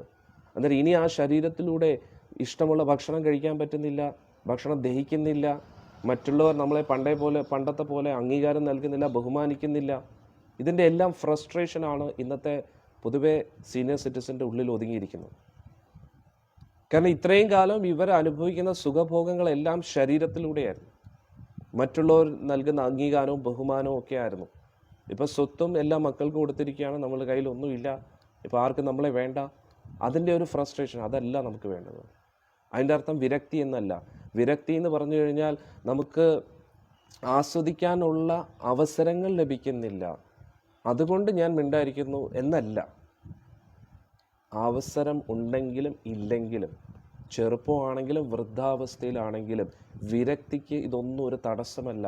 നമ്മുടെ ശരീരം എത്ര നല്ലതാണെങ്കിലും എത്ര മോശമാണെങ്കിലും അതിലൂടെ നമുക്ക് ഒരു ആസ്വാദനം കാണാൻ താല്പര്യമില്ല, ആസ്വദിക്കാൻ പറ്റാത്തതുകൊണ്ട് നമുക്കൊരു ഫ്രസ്ട്രേഷനും ഇല്ല. ഇത് രണ്ടിൽ നിന്നും പുറത്തു വരണം. അതിനെയാണ് യുക്ത വൈരാഗ്യം എന്ന് പറയുന്നത്, യഥാർത്ഥ വിരക്തി. ഇതിനെ കുറച്ചും കൂടെ നമുക്ക് മനസ്സിലാക്കണമെങ്കിൽ ഒരു ഉദാഹരണം നൽകി കഴിഞ്ഞാൽ, അതായത് നമ്മൾ ഉപവാസം ഇരിക്കുന്ന സമയത്ത് നമ്മൾ ഭക്ഷണം കഴിക്കുന്നില്ല, നമ്മൾ നിർജ്ജല വ്രതം എടുക്കുകയാണ്. അന്നേരം നമ്മുടെ മുമ്പിൽ നമ്മുടെ ബന്ധുമിത്രാദികൾ അവരൊക്കെ എന്ത് ഏകാദശി വ്രതം, നിങ്ങൾ കഴിക്കൂ എന്നൊക്കെ പറയുമ്പോൾ നമുക്ക് അവരോട് ദേഷ്യമാണ് തോന്നുന്നത്. നമ്മൾ ഭക്തി പരിശീലിക്കുമ്പോൾ മറ്റൊരാൾ ഭക്തിയിൽ വരാത്തപ്പോൾ ജപിക്കാതിരിക്കുമ്പോൾ നമുക്ക് അവരോട് ദേഷ്യമാണ് തോന്നുന്നത്. എന്തുകൊണ്ട്? നമുക്ക് ഈ ജപിക്കുന്ന കാര്യത്തിലോ ആ തപസ്യ ചെയ്യുന്നതിലോ ഒരു ആനന്ദം ഇതുവരെ കിട്ടിയിട്ടില്ല. നമ്മൾ കേട്ട് മനസ്സിലാക്കുന്നു, ഓക്കെ, ഇതിലൂടെ ഒരു ഉയർന്ന ലക്ഷ്യമുണ്ട്, ഉയർന്ന ആസ്വാദനമുണ്ട് എന്നൊരു പ്രതീക്ഷയുള്ളൂ. ആ ഉയർന്ന ആസ്വാദനത്തെ ഇതുവരെ നമ്മൾ അനുഭവിച്ചിട്ടില്ല. അന്നേരം ഭൗതിക സുഖഭോഗങ്ങളെ നമ്മൾ മാറ്റിവെക്കുന്നു. അതായത് മത്സ്യമാംസാദികൾ കഴിക്കുന്നില്ല, ലഹരി പദാർത്ഥങ്ങൾ ഉപയോഗിക്കുന്നില്ല, അവിഹിത ബന്ധങ്ങൾ പുലർത്തുന്നില്ല, ചൂത് കളിക്കുന്നില്ല, ഏകാദശി വ്രതം എടുക്കുന്നു. മറ്റുള്ളവർ ഈ ലോകത്തിൽ സുഖഭോഗങ്ങളുടെ പുറകെ ഇങ്ങനെ മയങ്ങി നിൽക്കുമ്പോൾ നമ്മൾ അതിൽ നിന്നൊക്കെ മാറാൻ ശ്രമിക്കുന്നു. അന്നേരം ഒരു ഇടയ്ക്കുള്ളൊരു ഫേസിലാണ്. അതായത് ഭൗതിക ആസ്വാദനം ഉണ്ടോയെന്ന് വെച്ചാൽ അതുമില്ല, ആധ്യാത്മിക ആസ്വാദനം അനുഭവിച്ചിട്ടുണ്ടോ എന്ന് വെച്ചാൽ അതുമില്ല. ഇതിൻ്റെ ഇടയിൽ നിൽക്കുകയാണ്. അന്നേരം അങ്ങനെ ഇടയിലിരിക്കുന്ന അവസ്ഥയിൽ നമ്മൾ ഇതിനു മുമ്പേ കുറേ ജന്മങ്ങളായിട്ട് സുഖഭോഗങ്ങൾ അനുഭവിച്ചിട്ടുണ്ട്, അതിൻ്റെ അനുഭൂതി നമ്മുടെ ഉള്ളിലുണ്ട്, ഇപ്പോഴും ഉള്ളിലൊരു പ്രതീക്ഷയുണ്ട്, അതിൽ സുഖമുണ്ടെന്ന്. പക്ഷെ നമ്മൾ അതിൽ നിന്ന് മാറാൻ ശ്രമിക്കുന്നു. അന്നേരം നമ്മൾ കാണുന്നു നമ്മുടെ കൂട്ടത്തിലുള്ളവർ ബന്ധുമിത്രാദികൾ അതിൽ സുഖിക്കുന്നു എന്ന്. ഇത് കാണുമ്പോൾ നമ്മുടെ ഉള്ളിൽ വരുന്ന വികാരം ദേഷ്യമായിരിക്കും. കാരണം എന്തുകൊണ്ട്? എനിക്ക് സുഖിക്കാൻ പറ്റുന്നില്ല, നിങ്ങൾ മാത്രം സുഖിച്ചിരിക്കുന്നു എന്നൊരു ഭാവമാണ് നമ്മുടെ ഉള്ളിൽ വരുന്നത്. പക്ഷെ നേരെ മറിച്ച് നമ്മൾ ഭക്തിയിൽ ആനന്ദം കണ്ടെത്തി കഴിഞ്ഞാൽ അവർ സുഖിക്കട്ടെ, ഓക്കെ, നിങ്ങൾ ഹാപ്പി അല്ലേ, ഓക്കെ, ഹാപ്പി ആയിട്ട്. നിങ്ങൾ അതിലാണോ നിങ്ങൾക്ക് സുഖം കിട്ടുന്നത്, ഓക്കെ, കുഴപ്പമില്ല, നിങ്ങൾ ഹാപ്പി ആയിട്ട്. അതായത് എനിക്ക് സുഖം കിട്ടാത്തതുകൊണ്ടല്ല ആ ഫ്രസ്ട്രേഷൻ, കിട്ടാത്ത മുന്തിരിങ്ങ പുളിക്കും എന്നുള്ള രീതിയിലല്ല. അവർ ഹാപ്പിയാണോ, okay, do whatever you want, I am happy through this. അതുകൊണ്ട് ആ ഒരു അവസ്ഥയിലേക്ക് നമ്മൾ ഉയർന്നു കഴിഞ്ഞാൽ പരം ദൃഷ്ട്വാ നിവർത്തതേ, ആ ഉയർന്ന ആസ്വാദനം നമ്മൾ രുചിച്ചു കഴിഞ്ഞാൽ മറ്റുള്ളവർ എന്ത് സുഖം അനുഭവിച്ചാലും അത് പന്നിമലം കഴിക്കുന്നത് പോലെയാണെന്നേ നമുക്ക് തോന്നും. ഒരു പന്നിമലം കഴിക്കുമ്പോൾ പന്നിക്ക് എത്ര ആസ്വാദനം കിട്ടിയാലും അത് പന്നിയാണ്, പന്നിമലമാണ് രുചിച്ചുകൊണ്ടിരിക്കുന്നത്, പന്നിമലത്തെയാണ് ആസ്വദിച്ചുകൊണ്ടിരിക്കുന്നത് എന്നൊരു സാമാന്യ ബോധം നമുക്കില്ല എങ്കിൽ നമ്മളും അധികം താമസിക്കാതെ പന്നിമലത്തെ രുചിക്കാൻ വേണ്ടി പോകും. കാരണം എന്താ? നമ്മുടെ ഉള്ളിൽ ആ ഒരു ബോധം ഇരിക്കുകയാണ്, ഓ, അവർ ആസ്വദിക്കുന്നു, ഞാൻ ജപിച്ച് മത്സ്യമാംസാദികൾ കഴിക്കുന്നില്ല, അവിഹിത ബന്ധങ്ങൾ പുലർത്തുന്നില്ല, ഞാൻ എൻ്റെ ജീവിതം വെറുതെ ആയിക്കൊണ്ടിരിക്കുകയാണെന്ന് നമ്മുടെ ഉപബോധ മനസ്സിൽ ഒരു ചിന്ത ഒളിഞ്ഞിരിപ്പുണ്ട്. നമ്മുടെ ഉള്ളിൻ്റെ ഉള്ളിൽ ഉപബോധ മനസ്സിൽ ആ ഒരു ആഗ്രഹം സൂക്ഷിച്ചു വെച്ചിട്ടുണ്ട് നമ്മൾ. വളരെ ഡേഞ്ചറസ് ആണ്. ഇതുകൊണ്ടാണ് അസത് സംഘം ത്യജിക്കൂ എന്ന് പറയുന്നത്. അസത്തുക്കളുമായിട്ടുള്ള സംഘം ത്യജിക്കണം, വളരെ ഡേഞ്ചറസ് ആണ്. പ്രത്യേകിച്ച് നമ്മൾ നാമമൊക്കെ ജപിച്ച് ദീക്ഷ എടുത്ത ഭക്തരൊക്കെ എന്ന് പറഞ്ഞു കഴിഞ്ഞാൽ പുറം ലോകത്തിലുള്ള ഇങ്ങനെയുള്ള വിഡ്ഢികൾ, പന്നിമലം രുചിക്കുന്ന പന്നികളുമായിട്ട് ഇടപെടുകയാണെങ്കിൽ അവരുടെ പന്നിമലത്തിനോടുള്ള ആഗ്രഹം നമ്മുടെ ഉള്ളിലും അറിയാതെ കയറിപ്പോവും. കാരണം നമ്മുടെ ഉള്ളിൽ പന്നിമലത്തെ രുചിച്ചതിൻ്റെ ആസ്വാദനം ഉള്ളിലുണ്ട്, എവിടെയോ കിടപ്പുണ്ട്. ഇതൊക്കെയാണ് കർമ്മവാസനകൾ എന്ന് പറയുന്നത്. അന്നേരം ഭഗവാന്റെ തിരുനാമം ജപിച്ച് ചേതോ ദർപ്പണമാർജനം, നമ്മുടെ ഹൃദയത്തിലുള്ള ആ ഒരു മാലിന്യങ്ങളൊക്കെ പോകണം. ആ മാലിന്യങ്ങൾ അകത്ത് എവിടെയോ കിടപ്പുണ്ട്, സൂക്ഷ്മ അവബോധത്തിൽ എവിടെയോ അത് കിടപ്പുണ്ട്. അന്നേരം ഇങ്ങനെയുള്ള പന്നികളുമായിട്ട് ഇടപെടുന്ന സമയത്ത് അതിങ്ങനെ പൊങ്ങി വരും.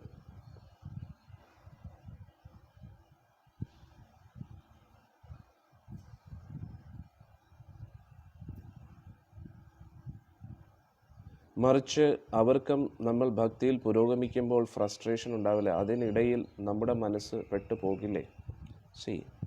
പ്രഹ്ലാദൻ ഒന്ന് ആലോചിച്ചു.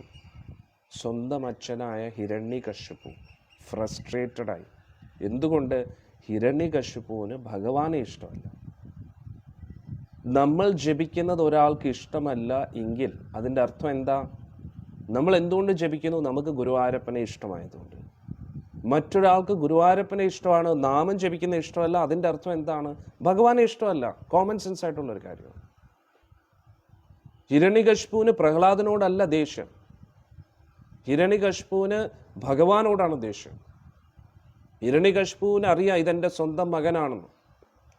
ഇതേ മനോഭാവമാണ് നമ്മുടെ ബന്ധുമിത്രാദികൾക്ക് മനസ്സിലാക്കുന്നത്. പക്ഷെ പ്രഹ്ലാദൻ എന്താ ചെയ്തത്? പ്രഹ്ലാദൻ ഭഗവാനോട് പ്രാർത്ഥിച്ചോ? എൻ്റെ അച്ഛൻ്റെ തലയിൽ തേങ്ങ വീഴട്ടെ, എൻ്റെ അച്ഛനെ കൊല്ലൂ എന്നൊക്കെ പറഞ്ഞു? ഇല്ല. പ്രഹ്ലാദൻ എന്താ ചെയ്തത്? സൗമ്യമായിട്ട് തന്നെ നിന്നു. ഇത്രയൊക്കെ ദ്രോഹം ചെയ്തിട്ടും അച്ഛൻ്റെ കാലെന്തും തൊട്ട് നമസ്കരിക്കുക. അവർക്ക് ദ്വേഷഭാവമുണ്ട്. അന്നേരം ആരായാലും ശരി, ഭർത്താവായാലും ഭാര്യയാണെങ്കിലും കുട്ടികളാണെങ്കിലും അച്ഛനമ്മയാണെങ്കിലും അവർക്ക് ദേഷ്യം നിങ്ങളോടല്ല എന്ന് നമ്മൾ മനസ്സിലാക്കും. അവർക്ക് ദേഷ്യം ഭഗവാനോട്, അവരുടെ അസൂയ ഭഗവാനോടാണ്, അവരുടെ ദ്വേഷഭാവം ഭഗവാനോടാണ്. ആ ദ്വേഷഭാവം അവർക്ക് സഹിക്കാൻ പറ്റും, കാരണം അവർക്ക് ജപിക്കാൻ താല്പര്യമില്ല. പക്ഷെ അവർക്ക് ഉള്ളിൻ്റെ ഉള്ളിൽ നിന്ന് അവർ ആത്മാക്കളാണ്. അതുകൊണ്ട് ആത്മാവിൻ്റെ ഉള്ളിൽ അറിയാം ഇവർ ചെയ്യുന്നത് സത്യമാണെന്ന്. ഹിരണ്യകശിപു ത്രിലോകങ്ങളും ഭരിച്ച വ്യക്തിയാണ്. ത്രിലോകങ്ങളിലുള്ള എല്ലാവരും ഹിരണ്യകശിപുവിനെ ബഹുമാനിക്കുന്നുണ്ട്. പക്ഷേ പ്രഹ്ലാദൻ ബഹുമാനിക്കാത്തപ്പോൾ ഹിരണ്യകശിപുവിന് ഭയമായി. അതാണ് ഒരു ഭക്തൻ്റെ പവർ. ഒരു കുട്ടി ജപിക്കുന്നില്ല എന്ന് പറഞ്ഞാൽ എന്താണ് പ്രശ്നം? അത് വിട്ടുകളയാമായിരുന്നു. ഹിരണ്യായ നമഃ എന്ന് പ്രഹ്ലാദൻ പറയുന്നില്ല, ഓക്കെ കുഴപ്പമില്ല, അവൻ്റെ ഇഷ്ടം. ത്രിലോകങ്ങളിലുള്ള എല്ലാവരും എൻ്റെ നാമം ജപിക്കുന്നില്ല, അത് മതി. പറ്റത്തില്ല. കാരണം എന്താ? തൃപ്തിയില്ല, സംതൃപ്തിയില്ല. കാരണം ഉള്ളിൻ്റെ ഉള്ളിൽ നിന്ന് അറിയാം ഞാൻ ചെയ്യുന്നത് ശരിയല്ല. ത്രിലോകങ്ങൾ മുഴുവൻ അടക്കി ഭരിക്കുകയാണ്, എല്ലാ ദേവന്മാരെയും നിയന്ത്രിക്കുകയാണ്. പക്ഷെ ഒരു കുട്ടി, ഒരു കൊച്ചുകുട്ടി, അതും സ്വന്തം മകൻ, അവൻ്റെ നാമം ജപിക്കുന്നില്ല എന്ന് പറഞ്ഞപ്പോൾ അവന് സഹിക്കുന്നില്ല. ഇതേപോലെയാണ് പുറം ലോകത്തെ ആൾക്കാർ. നമ്മൾ നാമമൊക്കെ ജപിച്ച് ഭക്തിയിൽ പോകുമ്പോഴത്തേക്ക് കുഴപ്പമില്ല, നമ്മുടെ ആളല്ലേ, അവർക്ക് ഹാപ്പി അല്ലേ. പക്ഷെ ഭക്തർ അങ്ങനെയാണ് ചിന്തിക്കേണ്ടത്. പ്രഹ്ലാദൻ എന്താ പറഞ്ഞ? ഓക്കെ, അച്ഛൻ അംഗീകരിക്കുന്നില്ല, കുഴപ്പമില്ല, അച്ഛൻ്റെ ഇഷ്ടത്തിൽ പോട്ടെ, ഞാൻ എൻ്റെ ഭക്തി നോക്കിയിരിക്കാം. കാരണം എന്താ? ഭക്തർക്ക് ആരോടും അസൂയയില്ല. എന്തുകൊണ്ട്? ഭഗവാനോട് അസൂയയില്ല. കാരണം എന്താ? നാമം ജപിക്കുന്നുണ്ട്. പക്ഷെ പുറം ലോകത്തുള്ളവർക്ക് എല്ലാവരോടും അസൂയായിരിക്കും. എന്തുകൊണ്ട്? അവർക്ക് ഈ ലോകം കീഴടക്കണം, ഈ ലോകം മുഴുവൻ എൻ്റെ കീഴിലായിരിക്കണം, ഈ ലോകത്തിലുള്ള എല്ലാവരും എൻ്റെ അധീനതയിലായിരിക്കണം, അവരെല്ലാവരും എൻ്റെ സുഖത്തിന് എന്നെ ഹെൽപ്പ് ചെയ്യണം. അതാണ് എല്ലാവരുടെയും മനോഭാവം. കാരണം എന്താ? അവർക്ക് കൃഷ്ണനാകണം. കൃഷ്ണൻ ഏറ്റവും സുന്ദരനാണ്, അതുകൊണ്ട് ഞാനും ഏറ്റവും സുന്ദരനായിരിക്കണം. കൃഷ്ണൻ സർവശക്തനാണ്, അതുകൊണ്ട് ഞാനും സർവശക്തനാകണം. അതായത് കൃഷ്ണനുമായിട്ട് മത്സരിക്കാൻ ശ്രമിക്കുന്ന ആൾക്കാരാണ് ഇവരൊക്കെ. കൃഷ്ണൻ ഏറ്റവും അധികാരത്തിലിരിക്കുന്നു, ഞാനും ഏറ്റവും സർവോന്നത അധികാരിയായിരിക്കണം. ആദ്യം അവർ അധികാരം ചമയ്ക്കുന്നത് സ്വന്തം വീട്ടിലായിരിക്കും. വീട്ടിൽ അധികാരം ഉറപ്പിച്ചു കഴിഞ്ഞാൽ ഒരിടത്തും അധികാരം കിട്ടും. നമ്മുടെ ശരീരത്തിൽ പോലും നമുക്ക് അധികാരമില്ല, പിന്നെ എന്ത് വീടിനെ കുറിച്ച് പറയും? പക്ഷെ അവരുടെ ശ്രമം ഒരിക്കലും തീരത്തില്ല. ശരീരത്തെ അവർ നിയന്ത്രിക്കാൻ ശ്രമിക്കും. ശരീരം ഏറ്റവും ഫ്ലെക്സിബിൾ ആയിരിക്കണം, ഞാൻ പറയുന്നത് എൻ്റെ ശരീരം നിൽക്കണം. പിന്നെ വീട്ടിലുള്ള എല്ലാവരും എൻ്റെ കീഴിലായിരിക്കണം. വീട് നിയന്ത്രിച്ചു കഴിഞ്ഞതിന് ശേഷം അടുത്ത പറയുന്നത് എൻ്റെ ഈ സമൂഹത്തിലുള്ള എല്ലാവരും എന്നെ ബഹുമാനിക്കണം. അതിനെൻ്റെ ഈ കാശ് വേണം, കാശ് കൊടുത്തിട്ട് എല്ലാവരെയും പർച്ചേസ് ചെയ്യണം. കാശ് കൊടുത്ത് എന്നെ ബഹുമാനിക്കൂ. കാശ് കൊടുത്ത് ഇങ്ങനെ ബഹുമാനം സ്വീകരിച്ച് അവസാനം പിന്നെന്താ? അധികാരം വേണം. കാശും ആൾക്കാരും എൻ്റെ കൂടെ, ഇനി അധികാരം വേണം. ഞാൻ തീരുമാനിക്കാൻ പറ്റണം ഈ നാട്ടിലുള്ള എല്ലാവരും എന്ത് കഴിക്കണം, എന്ത് ചെയ്യണമെന്ന് എൻ്റെ തീരുമാനമായിരിക്കണം. സമൂഹത്തിലുള്ള ആ നാട്ടുകാരെ എല്ലാം ഭരിക്കണം. സമൂഹത്തെ ഭരിച്ചു കഴിഞ്ഞാൽ പിന്നെ സംസ്ഥാനം എൻ്റെ കീഴിലായിരിക്കണം. സംസ്ഥാനം ഭരിച്ചു കഴിഞ്ഞാൽ പിന്നെ രാജ്യം എൻ്റെ കീഴിലായിരിക്കണം. അന്നേരം എൻ്റെ രാജ്യം എൻ്റെ അധീനതയിൽ, അന്നേരം മറ്റ് രാജ്യങ്ങളും എന്നെ ബഹുമാനിക്കണം. അതിനുവേണ്ടി എന്ത് ചെയ്യണം? അങ്ങോട്ട് ബോംബിടുക. എൻ്റെ രാജ്യത്തെ എല്ലാവരും ഭയപ്പെടണം. എന്തുകൊണ്ട്? എൻ്റെ രാജ്യം എൻ്റേതാണ്. അതുകൊണ്ട് അങ്ങനെ മറ്റുള്ളവരെല്ലാം ഈ രാജ്യത്തിൻ്റെ മുമ്പിൽ തല കുനിക്കണം. എന്തുകൊണ്ട്? ഈ രാജ്യം എൻ്റേതാണ്, അതുകൊണ്ട് ഈ രാജ്യം എൻ്റേതാണ്, അതുകൊണ്ട് ഈ രാജ്യത്തിൻ്റെ മുമ്പിൽ എല്ലാവരും തല കുനിക്കണം. അങ്ങനെ ഈ ലോകത്തുള്ള എല്ലാ രാജ്യങ്ങളും ഈ രാജ്യത്തിൻ്റെ മുമ്പിൽ തല കുനിക്കണം. അതിൻ്റെ അർത്ഥം എന്താണ്? ഈ സാമ്രാജ്യം മുഴുവൻ എൻ്റെ കീഴിലായിരിക്കണം, ഈ ഭൂമിയെ മുഴുവൻ കീഴടക്കി. ഇനി എന്താ? മറ്റ് ഗ്രഹങ്ങളെ കീഴടക്കുക. അമേരിക്കക്കാരെന്താ ചെയ്യുന്നത്? മറ്റു രാജ്യങ്ങളെല്ലാം തമ്മിലടുപ്പിച്ച് അവസാനം കാശുണ്ടാക്കുക, എന്നിട്ട് അമേരിക്കയുടെ കീഴിലാണ് ഈ ലോകം മുഴുവൻ. അങ്ങനെ ആക്കാൻ ശ്രമിച്ചുകൊണ്ടിരിക്കുന്നു. അവസാനം വേറെ രാജ്യങ്ങളൊന്നും ഇനി അധികം ആരുമില്ല. ഏകദേശം ഈ ലോകത്തിലുള്ള എല്ലാവരും ഇപ്പം ട്രാൻസാക്ഷൻസ് എന്താണ്? US ഡോളേഴ്സിലാണ്. എല്ലാവരും യൂസ് ചെയ്യുന്ന ഇൻ്റർനെറ്റ് എന്ന് ആലോചിച്ച് നോക്കും. നമ്മുടെ യൂട്യൂബ്, ഫേസ്ബുക്ക്, ഗൂഗിള് ഏത് നോക്കിയാലും അതിൻ്റെ എല്ലാ അടിത്തറ എന്ന് പറയുന്നത് അമേരിക്കയാണ്. ഇൻ്റർനെറ്റിൻ്റെ അടിത്തറ എന്ന് പറഞ്ഞാൽ US ആണ്. എന്നിട്ട് നമ്മുടെ ഇന്ത്യക്കാരൻ പയ്യന്മാരെ എല്ലാം അങ്ങോട്ട് ജോലിക്ക് കൊണ്ടുപോകും. എന്നിട്ട് അവിടെ ചെന്നിട്ട് മലയാളം പറയത്തില്ല. US അങ്ങനെ പറയും. നല്ലൊരു ഇടി കിട്ടുമ്പോഴത്തേക്ക് അമ്മയെന്ന് പറയും. മലയാളം അറിഞ്ഞൂടാ. ഈ നെഞ്ചത്തൊക്കെ ഒരു അടി കിട്ടുമ്പോഴത്തേക്ക് അയ്യോ ഗുരുവായൂരപ്പ. അതുവരെ ഇംഗ്ലീഷ് മലയാളം വരത്തില്ല, പച്ച മലയാളം വരത്തില്ല. ഇനി ഇവർ ഇംഗ്ലീഷുകാരാണെന്ന് വെച്ചാൽ അതുമല്ല, മലയാളിയാണെന്ന് വെച്ചാൽ അതുമല്ല. അതാണ് ഏറ്റവും കോമഡി. മലയാളം പറയാൻ അവർക്ക് അപമാനമായിട്ട് കാണുന്നു, മലയാളി എന്ന് പറയാൻ അപമാനമായിട്ടിരിക്കുന്നു. എന്നിട്ട് ഇംഗ്ലീഷുകാരെ ബോധ്യപ്പെടുത്തുന്നു എന്താണ്, ഞാൻ ഇംഗ്ലീഷുകാരനാണെന്ന് അവരെ ധരിപ്പിക്കാൻ ശ്രമിക്കുന്നു. ഇപ്പോൾ ഇംഗ്ലീഷ് എന്ന് പറഞ്ഞാൽ, ഞാൻ കുറച്ച് കാലം കോൾ സെൻറ്ററിലായതുകൊണ്ട് UK ഇംഗ്ലീഷും അമേരിക്കൻ ഇംഗ്ലീഷും ഒരുപാട് വ്യത്യാസമുണ്ട്. അത് രണ്ടും പ്രത്യേക രീതിയിലാണ് ഇംഗ്ലീഷ് പറയുന്നത്. അന്നേരം നമ്മളെവിടെ പോയാലും നമ്മൾ ഇംഗ്ലീഷ് പറഞ്ഞാൽ മതി. അമേരിക്കൻ രീതിയിൽ പറയുന്നത് എന്താ, UK രീതിയിൽ പറയേണ്ട ആവശ്യം. UK-ക്കാരെ ഇമ്പ്രസ് ചെയ്യാൻ വേണ്ടി, എന്തിനു വേണ്ടി? ഞാൻ UK-ക്കാരനാണെന്ന് അറിയിക്കാൻ. നമ്മൾ മലയാളികളാണ്, എവിടെ പോയാലും നമ്മൾ മലയാളിയാണ്, അത്രയേ ഉള്ളൂ. മലയാളത്തിലേ നമ്മൾ ഇംഗ്ലീഷ് പറയൂ.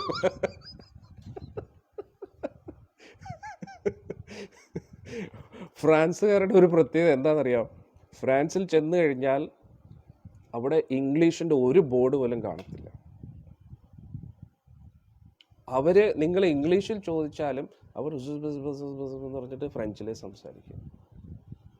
അവർക്ക് ഇംഗ്ലീഷ് അറിയാമെങ്കിലും വാ തുറന്ന് അവർ ഒരിക്കലും ഇംഗ്ലീഷ് പറയത്തില്ല. അത്രയ്ക്ക് അവർക്ക് അഭിമാനമാണ് ഫ്രഞ്ച് ലാംഗ്വേജിനോടും ഫ്രാൻസിനോടും. അതുകൊണ്ട് ഫ്രഞ്ച് അറിയാത്ത ആരെങ്കിലും ഫ്രാൻസിൽ പോയി കഴിഞ്ഞാൽ തീർന്നു, അവൻ്റെ കാര്യം കട്ടപ്പോകയാണ്. വഴി തെറ്റിപ്പോയി കഴിഞ്ഞാൽ തീർന്നു, അതോടുകൂടി തീർന്നു. അതേപോലെ നമുക്ക് നമ്മുടെ ഭക്തി, ഭഗവാൻ, ഇതൊക്കെയെന്ന് പറഞ്ഞാൽ നമ്മുടെ കൾച്ചറാണ്, നമ്മുടെ ഐഡൻറ്റിറ്റിയാണ്. അതുകൊണ്ട് മലയാള ഭാഷ, ഹിന്ദി, നമ്മുടെ ഭാരതം, ഭാരതീയർ, നമുക്ക് നമ്മളോടൊരു അഭിമാനം ഇല്ലെങ്കിൽ പിന്നെ മറ്റുള്ളവർക്ക് നമ്മളോട് എന്ത് റെസ്പെക്റ്റാണ് തോന്നുന്നത്? മനസ്സിലായില്ലേ? അതിലൊന്നും വലിയ കാര്യമില്ല. നമ്മൾ നാണം കെട്ട ജീവിതമായിപ്പോകും. മനസ്സിലായില്ലേ? ഇപ്പോൾ ഞാൻ ഒരു പാർട്ടിയും സപ്പോർട്ട് ചെയ്യുന്ന എഗൻസ്റ്റ് പറയുന്നതല്ല. ഇപ്പോൾ PM അദ്ദേഹം എവിടെ പോയാലും ഹിന്ദിയിൽ സംസാരിക്കും. ഇടയ്ക്ക് ഒരാളെ ട്രാൻസ്ലേറ്റ് ചെയ്യും. ആൾക്കെന്തോ ഇംഗ്ലീഷ് അറിയത്തില്ലെന്നാണോ? അത് നമ്മുടെ ലാംഗ്വേജ് നമ്മൾ സംസാരിക്കും, വേണമെങ്കിൽ മനസ്സിലാക്കിയോ, അത്രയേ ഉള്ളൂ. ഇംഗ്ലീഷുകാരെന്താ ചെയ്തത്? ഇംഗ്ലീഷിനെ അങ്ങനെ നിർബന്ധിപ്പിച്ച് ലോകത്തിലെ ഭാഷയാക്കി മാറ്റി. മനസ്സിലായില്ല? അതിൻ്റെ അർത്ഥം ഇംഗ്ലീഷ് മോശമാണെന്നല്ല. ഇംഗ്ലീഷ് ലാംഗ്വേജ് വളരെ സിമ്പിളായിട്ട് ഭഗവാന്റെ പ്രഭുപാദ്ജി ബുക്സ് എഴുതിയതെല്ലാം ഇംഗ്ലീഷിലാണ്. ആ ഇംഗ്ലീഷ് ലഭിച്ചുകൊണ്ടാണ് നമുക്ക് എല്ലാവർക്കും അത് വളരെ എളുപ്പത്തിൽ മനസ്സിലാക്കാൻ പറ്റുന്നത്. അത് മലയാളത്തിലെ ഏറ്റവും സിമ്പിൾ രീതിയിൽ ഞാൻ പറയുകയാണ്. കാരണം മലയാളത്തിൽ കുറേ സാഹിത്യങ്ങളുണ്ട് ഭഗവാനെക്കുറിച്ച്, എൻ്റെ അമ്മ ഒന്നും മനസ്സിലാകത്തില്ല. കടിച്ചാൽ പൊട്ടാത്ത കുറേ മലയാളം വാക്കുകളും വെച്ചിട്ടുണ്ട്. എന്നിട്ട് പറയുന്ന ആൾക്ക് തന്നെ അറിഞ്ഞുകൂടാ ബോധം എന്ന് പറഞ്ഞാൽ എന്താണ്, അവബോധം എന്ന് പറഞ്ഞാൽ എന്താണ്. പ്രഭുപാദ് ഇടയ്ക്ക് ഒരു ക്ലാസ്സിൽ പറയുമായിരുന്നു, ബ്രഹ്മം എന്ന് പറയുന്ന ആൾക്കാർ അവർ ബ്രഹ്മത്തെ അറിഞ്ഞിട്ടില്ല, ബ്രഹ്മത്തെ അനുഭവിച്ചറിഞ്ഞ വ്യക്തികളാണ് ഭക്തരെന്ന് പറയുന്നത്. നമ്മുടെ നാട്ടിൽ ചവറ് പോലെ ഗ്രന്ഥങ്ങളുണ്ടെന്നാണ്, ചവറ് പോലെ സാഹിത്യം എഴുതുന്നത്. ഒരു ഉപയോഗമില്ലാത്ത സാധനം എന്ന് പറഞ്ഞാൽ വിറ്റ് കഴിഞ്ഞാൽ പോലും കാശ് കിട്ടത്തില്ല. ഒരു ഫ്രീ ആയിട്ട് കൊടുത്താലും ആർക്കും താല്പര്യമില്ല, അത് തൊടാൻ പോലും എടുത്ത് ദൂരെ എറിയും. ചിലരുടെ വീട്ടിൽ ചെന്ന് കഴിഞ്ഞാൽ ചവറ് പോലെ ബുക്സ് എല്ലാം എടുത്ത് വെച്ചിരിക്കുകയാണ്. എന്നിട്ട് വല്ലപ്പോഴും എടുത്ത് വായിക്കുമെന്ന് വെച്ചാൽ അതുമില്ല. വായിക്കുമ്പോഴേ ഒരു എഴുതിയ ആൾക്ക് പോലും അറിയുന്നൂടെ എന്താണ് എഴുതിയിരിക്കുന്നത്. എന്നിട്ട് ബുക്കിൻ്റെ പേര് പത്മപുരാണം, ശിവപുരാണം, വിഷ്ണു പുരാണവും ഭഗവത്ഗീത, ഭാഗവതം എന്നൊക്കെ ആയിരിക്കും എഴുതിയിരിക്കുന്നത്. എഴുതിയ ആൾക്ക് പോലും അതുമായിട്ട് ഒരു ബന്ധവും കാണത്തില്ല. പക്ഷെ പ്രഭുപാജിയുടെ ഗ്രന്ഥങ്ങൾ നോക്കൂ, എത്ര സിമ്പിളാണ്. ഏതൊക്കെ പൊട്ടന് വേണമെങ്കിലും ഒരു പ്രാവശ്യം വായിച്ച് ഞാൻ മനസ്സിലാവും, അത്രയ്ക്ക് സിമ്പിളാണത്. കാരണം എന്താ, സത്യം സിമ്പിളാണ്. പരമോന്നതനായിട്ടുള്ള ഈശ്വരൻ വളരെ സിമ്പിളാണ്. വളരെ ലളിതമായിട്ടുള്ള ഭാഷയിൽ ഇതൊക്കെ മനസ്സിലാക്കാൻ പറ്റും. അതുകൊണ്ട് നമ്മൾ ഭാഗ്യശാലികളാണ്. ഗുരുവായൂരപ്പൻ്റെ കാരുണ്യത്താൽ നമുക്ക് ഈ ഒരു അവസരം ലഭിച്ചു. നമ്മൾ എന്താ ചെയ്യേണ്ടത്? നാമം ജപിക്കുക, പ്രഭുപാജിയുടെ ഗ്രന്ഥങ്ങൾ വായിക്കുക, ഭക്തി ആസ്വദിച്ച് ജീവിക്കുക. ആസ്വദിക്കുക, അത് വളരെ ഇമ്പോർട്ടൻ്റ് ആണ്. നമുക്ക് നമ്മുടെ ഭക്തിയിൽ ഒരു ആസ്വാദനം ഇല്ല എങ്കിൽ പിന്നെ നമുക്ക് എങ്ങനെയാണ് ആ ആസ്വാദനത്തിനെ കുറിച്ചുള്ള ഒരു പ്രതീക്ഷയെങ്കിലും മറ്റൊരാൾക്ക് കൊടുക്കാൻ പറ്റും? അതിനെയാണ് പ്രചരണം എന്ന് പറയുന്നത്. നമുക്ക് ഒരാളെ പ്രീച്ച് ചെയ്യണമെങ്കിൽ ഈ ഒരു മാർഗം നല്ലതാണെന്ന് നമുക്ക് ബോധ്യപ്പെടണം. നമുക്കേ അതിനുള്ള ഉറപ്പില്ല എങ്കിൽ നമ്മൾ ഗോലോകത്തെക്കുറിച്ച് ചിന്തിക്കുന്നു, ആ ഗോലോകം ഉണ്ടായിരിക്കും. അല്ല, ഗോലോകത്തെ ഇവിടെ നിന്നും അനുഭവിക്കാൻ പറ്റും. ഗോലോകത്തെ അനുഭവിക്കുന്ന കൺമുന്നിൽ ഗോലോകത്തെ കാണുമ്പോൾ മാത്രമല്ല, ഓരോ ഹരേ കൃഷ്ണ മഹാമന്ത്രം ജപിക്കുമ്പോഴും ശ്രദ്ധയോടുകൂടി ജപിക്കുമ്പോൾ നിങ്ങൾക്കൊരു എനർജി ഫീൽ ചെയ്യും. അത് ഗോലോകം തന്നെയാണ്.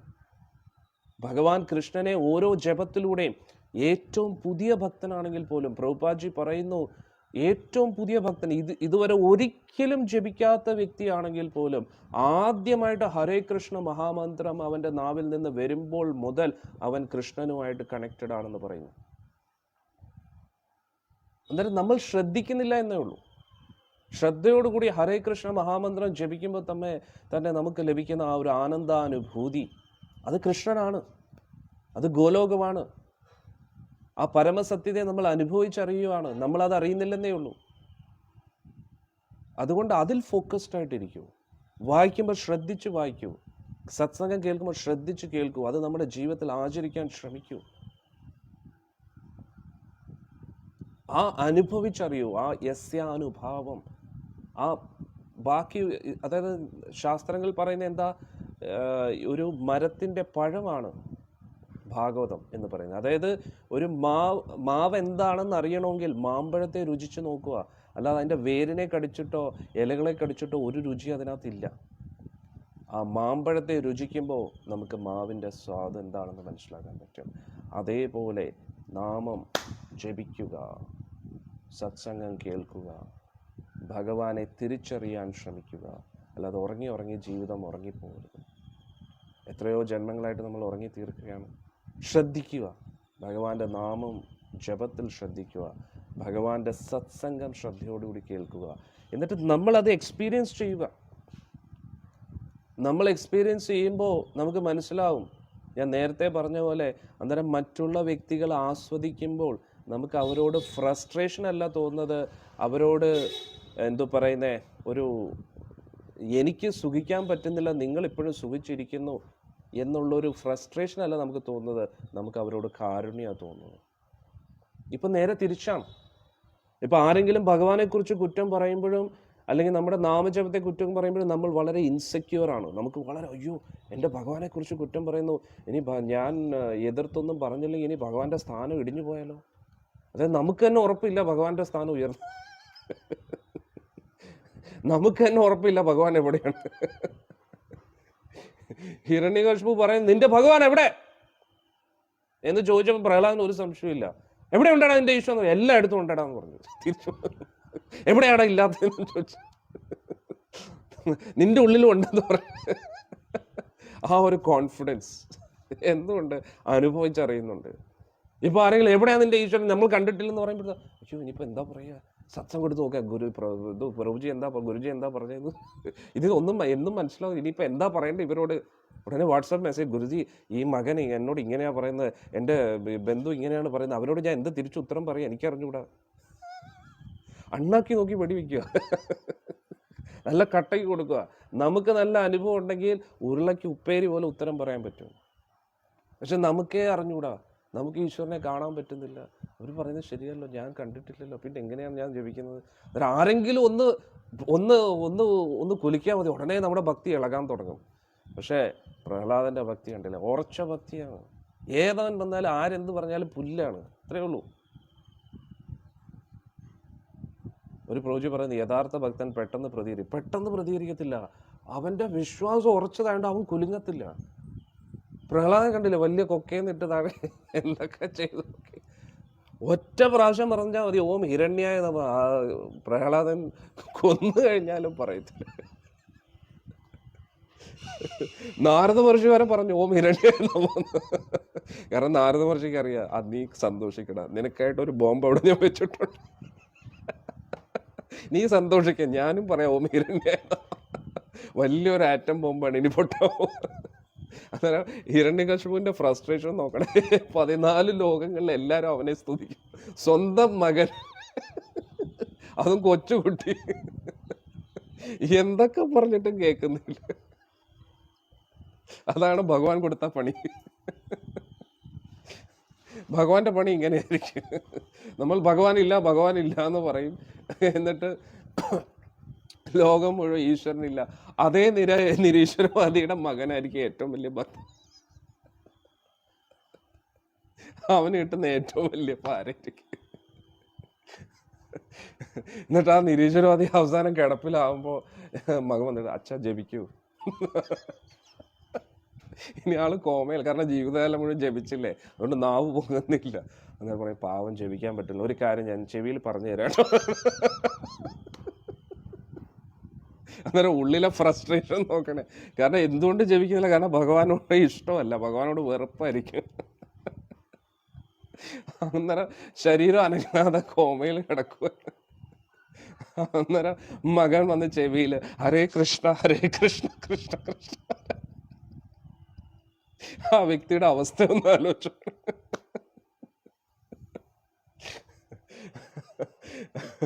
ഈ ലോകത്തുള്ള എല്ലാ നിരീശ്വരവാദികളുടെ ഇതാണ്. ഇതിനെക്കുറിച്ച് യഥാർത്ഥത്തിൽ നടന്നൊരു സംഭവമാണ്. ഒരു ഗ്രാമത്തിൽ ഭഗവാന്റെ വലിയൊരു ഭക്തി ഉണ്ടായിരുന്നു, ഭയങ്കര കൃഷ്ണഭക്തി, ഭയങ്കര കൃഷ്ണഭക്തിയാണ്. പക്ഷെ ഭയങ്കര ദാരിദ്ര്യത്തിലാണ്, വീട്ടിൽ ഒന്നുമില്ല. അങ്ങനെ ഇരിക്കുന്ന സമയത്ത് അവിടെ ഒരു നിരീശ്വരവാദി ഉണ്ടായിരുന്നു. ഈ അമ്മയ്ക്കിട്ട് നല്ലൊരു പണി കൊടുക്കണമെന്ന് പറഞ്ഞ ആളെന്ത് ചെയ്തു, എല്ലാ അരിയും സാധനങ്ങളും എല്ലാം മേടിച്ചിട്ട് അവസാനം വീട്ടിൻ്റെ വാതിൽ കൊണ്ടുവച്ചു. അന്നേരത്തേക്ക് വാതിൽ തുറന്നു നോക്കിയാൽ അമ്മ സാധനങ്ങളെ കണ്ടപ്പോൾ, ഗുരുവായൂരപ്പ കൃഷ്ണ, എത്ര വലിയ കാരുണ്യം, അങ്ങ് ഈ സാധനങ്ങളൊക്കെ കൊണ്ടുവന്നു. ഉടനെ പറഞ്ഞു, ഞാനാണ് ഇവിടെ മേടിച്ചത്, കണ്ടോ ബില്ല് കണ്ടോ, കണ്ടോ, നിങ്ങൾ എന്തോ ഈശ്വരനെ കുറിച്ച് പറഞ്ഞു, ഇത്രയും കാലം ദാരിദ്ര്യമല്ല, ഞാനാണ് ഇത് മേടിച്ചു തന്നേന്ന്. അന്നേരം വീണ്ടും അമ്മ പറയാ, കൃഷ്ണ അങ്ങ് എത്ര വലിയ കാരുണ്യവാനാണ്, ഒരു നിരീശ്വരവാദിയെ കൊണ്ട് ബില്ലും പേ ചെയ്യിപ്പിച്ച.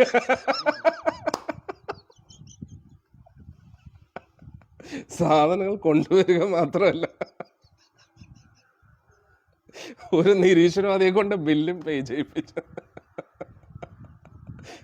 അതുകൊണ്ട് സത്യം പറഞ്ഞാൽ നിരീശ്വരവാദികൾക്ക് ഭയങ്കര ഫ്രസ്ട്രേഷനാണ്. അവർക്ക് ഭക്തനോടല്ല ദേഷ്യം, അവർക്ക് ഭഗവാനോടാണ് ദേഷ്യം. അതുകൊണ്ട് എങ്ങനെയെങ്കിലും ഭഗവാനെ താഴ്ത്താൻ വേണ്ടി അവരിങ്ങനെ ശ്രമിച്ചുകൊണ്ടേയിരിക്കും. ഭഗവാൻ ഇല്ലെന്ന് പ്രൂവ് ചെയ്യാൻ ഭഗവാനെ കുറ്റം പറഞ്ഞുകൊണ്ടിരിക്കും. പക്ഷേ അന്നേരം നമ്മൾ മനസ്സിലാക്കേണ്ടത്, ഇവരെല്ലാം ഒന്നുകിൽ മലർന്നു കിടന്ന് തുപ്പിക്കൊണ്ടിരിക്കുകയാണ്. അതായത് മലർന്നു കിടന്ന് തുപ്പുമ്പോൾ ആരുടെ മുഖത്താണ് തുപ്പിക്കൊണ്ടിരിക്കുന്നത്? സ്വയം തുപ്പിക്കൊണ്ടിരിക്കുകയാണ്. ഭഗവാൻ എവിടെ ഇരിക്കുന്നു, ഇവരെവിടെ കിടക്കുന്നു. എത്ര മലർന്നു കിടന്ന് തുപ്പിയാലും ആ തുപ്പൽ അവരുടെ മുഖത്താണ് വീഴുന്നത്. അല്ലാതെ മുകളിലോട്ട് തുപ്പിക്കഴിഞ്ഞാൽ, അല്ലെങ്കിൽ പിന്നെ ഞാനിപ്പോൾ ഭഗവാനെ ഇടിക്കാൻ പോവുകയാണെന്ന് പറഞ്ഞിട്ട് മുകളിലോട്ട് നോക്കി ഇടിക്കുന്ന പോലെയാണ്. അവർ ആകാശത്ത് നോക്കി ഇടിച്ചിട്ട് എന്താ കിട്ടാണ്? അല്ലെങ്കിൽ ചന്ദ്രനെ നോക്കി പട്ടി കുരയ്ക്കുന്ന പോലെയാണ്. ചന്ദ്രൻ എവിടെ ഇരിക്കുന്നു, പട്ടി എവിടെ ഇരിക്കുന്നു? അല്ലെങ്കിൽ പട്ടി ഇങ്ങനെ ചാടി ചന്ദ്രനെ പിടിക്കാൻ പോകുന്ന പോലെ. അന്നേരം നമ്മൾ അസുരക്ഷിതരായിട്ട് ഇരിക്കേണ്ട ആവശ്യമില്ല. ആരെങ്കിലും ഈശ്വരനെ കുറിച്ച് കുറ്റം പറയുമ്പോൾ ആദ്യം നമ്മുടെ വിശ്വാസം സ്ട്രോങ് ആക്കുക. നമ്മൾ സ്വയം മനസ്സിലാക്കുക. സത്സംഗത്തിലൂടെ കേൾക്കുന്ന കാര്യങ്ങൾ മറന്നു പോകരുത്. ഇതിലൂടെ കേട്ട് ഇതിലൂടെ പോകാനുള്ളതല്ല. ഇതാണ് ഏറ്റവും കൂടുതൽ ശ്രദ്ധിക്കേണ്ടത്. ഒരു സത്സംഗത്തിൽ കേൾക്കുന്ന ഓരോ വാക്കുകളും അത് റെക്കോർഡ് ചെയ്ത പോലെ നമ്മുടെ ഹൃദയത്തിലാക്കണം. ഒരു സത്സംഗം കേട്ട് കഴിഞ്ഞാൽ കംപ്ലീറ്റ് തുടക്കം മുതൽ എൻഡ് വരെ നമ്മുടെ ഹൃദയത്തിലാക്കണം. എന്നിട്ട് അതിൻ്റെ അടിസ്ഥാനത്തിൽ നമ്മൾ ചിന്തിക്കണം, മനസ്സിലാക്കണം, ഹൃദയത്തിലാക്കണം. ഹൃദയത്തിലാക്കി കഴിഞ്ഞാൽ പ്രഹ്ലാദനെ പോലെ ഇരിക്കും. പ്രഹ്ലാദൻ കണ്ടില്ലേ, ഗർഭത്തിലിരിക്കുമ്പോഴാണ് നാരദ മഹർഷിയിൽ നിന്ന് ഭാഗവതം കേട്ടത്. ഒറ്റ പ്രാവശ്യം കേട്ടതേ ഉള്ളൂ. പ്രഹ്ലാദൻ്റെ അമ്മ ഉറങ്ങിപ്പോയി, കയാതു ഉറങ്ങിപ്പോയി. എന്നിട്ട് നാരദ മഹർഷി സ്ഥിരം ഇത് തന്നെ, സത്സംഗം കേൾക്കുക ഉറങ്ങുക എന്ന് നോക്കിയിരുന്നപ്പോൾ നാരദ മഹർഷി പറയുന്നതിന് എല്ലാ അർത്ഥവും ഇങ്ങനെ മൂളിക്കൊണ്ടിരിക്കുന്നു. അന്നേരം കയാതു ഉറങ്ങിപ്പോയി. ഭാഗവതം കേട്ട് കഴിഞ്ഞാൽ ഉറക്കമാണല്ലോ സ്ഥിരം. പക്ഷെ നോക്കിയപ്പോൾ അകത്തുനിന്ന് ഒരു മൂളൽ കേട്ടുകൊണ്ടിരിക്കുന്നത് പ്രഹ്ലാദൻ കേട്ടുകൊണ്ടിരിക്കുകയാണ്. അന്നേരം ഒറ്റ പ്രാവശ്യം ഗർഭത്തിനകത്തിരുന്ന് ഭാഗവതം കേട്ടതേ ഉള്ളൂ. അതാണ് നമ്മൾ മനസ്സിലാക്കുന്നത്. അന്നേരം ഗർഭത്തിനകത്തിരിക്കുമ്പോൾ പോലും, ജനിച്ചിട്ട് പോലും ഇല്ല, ആ കുഞ്ഞു പോലും ശ്രദ്ധിച്ച് ഭാഗവതം കേട്ട് കഴിഞ്ഞാൽ പരമോന്നത ഭക്തനാകാൻ കഴിയുമെങ്കിൽ നമ്മൾ മനുഷ്യരായിട്ട് ഇത്രയും ബോധവും പ്രായമായിട്ടും നമ്മുടെ ജീവിതത്തിൽ ഒരു കാര്യമായിട്ടുള്ള മാറ്റമില്ലെങ്കിൽ കാരണം എന്താ, നമ്മൾ ശ്രദ്ധിച്ച് കേൾക്കുന്നില്ല. ഭാഗവതം ശ്രദ്ധിച്ച് കേട്ട് കഴിഞ്ഞാൽ, അത് ഹൃദയത്തിലായി കഴിഞ്ഞാൽ വിപ്ലവകരമായിട്ടുള്ളൊരു മാറ്റമായിരിക്കും. വിപ്ലവകരമായിട്ടുള്ള മാറ്റം. നമ്മൾ ആകെ മാറും. ഒന്നാലോചിച്ചു, ഒറ്റ പ്രാവശ്യം ഭാഗവതം കേൾക്കുമ്പോൾ ഇത്രയും മാറ്റമാണെങ്കിൽ, ഒരു മാതാജി പറയുന്നത് ഇപ്പോൾ രാവണനാണ് നായകൻ, അതാണ് ഇപ്പോൾ ഒരു വിഭാഗക്കാരുടെ ട്രെൻഡ്സ്. എന്താണ് മാതാജി പറയുന്നത്? രാവണൻ എപ്പോഴെങ്കിലും ആവുമോ ഹീറോ? രാമൻ്റെ ഒറ്റ അസ്ത്രത്തിൽ തീർന്നു, ഒറ്റ ബുള്ളറ്റിൽ തീർന്നു രാവണൻ. വലിയ പോക്കോ എന്തോ വലിയ കൊമ്പനാണെന്ന് പറഞ്ഞിട്ട് ഒറ്റ അസ്ത്രത്തിൽ തീർന്നു. ആരെന്ത് പറഞ്ഞാലും ഈ ലോകത്തുള്ള കൊച്ചു കുട്ടികൾക്ക് വരെ അറിയാം ആരാണ് ഹീറോ എന്ന്. ഇതേ ശ്രീരാമസ്വാമിയാണ് നരസിംഹമായിട്ട് വന്നിട്ട് ഹിരണ്യകശിപുവിൻ്റെ കർണക്കുറ്റിക്ക് ഒരു അടി അടിച്ചപ്പോൾ അവൻ്റെ കുണ്ടലം താഴെ തെറിച്ചു വീണു. ആ കുണ്ടലത്തിനെ പൊക്കാൻ പോലും രാവണന് കെൽപ്പില്ലായിരുന്നു. അതേ ഭഗവാൻ തന്നെയാണ് നരസിംഹമായിട്ട്, അതേ രാമനായിട്ട് വന്നിരിക്കുന്നത്. അതുകൊണ്ട് മറ്റുള്ളവർ എന്ത് വിഡ്ഢിത്തരം പറഞ്ഞാലും, ഞാൻ നേരത്തെ പറഞ്ഞില്ലേ, പട്ടി ചന്ദ്രനെ നോക്കി കുറച്ചുകൊണ്ട് പട്ടിക്ക് എന്താവാനാണ്?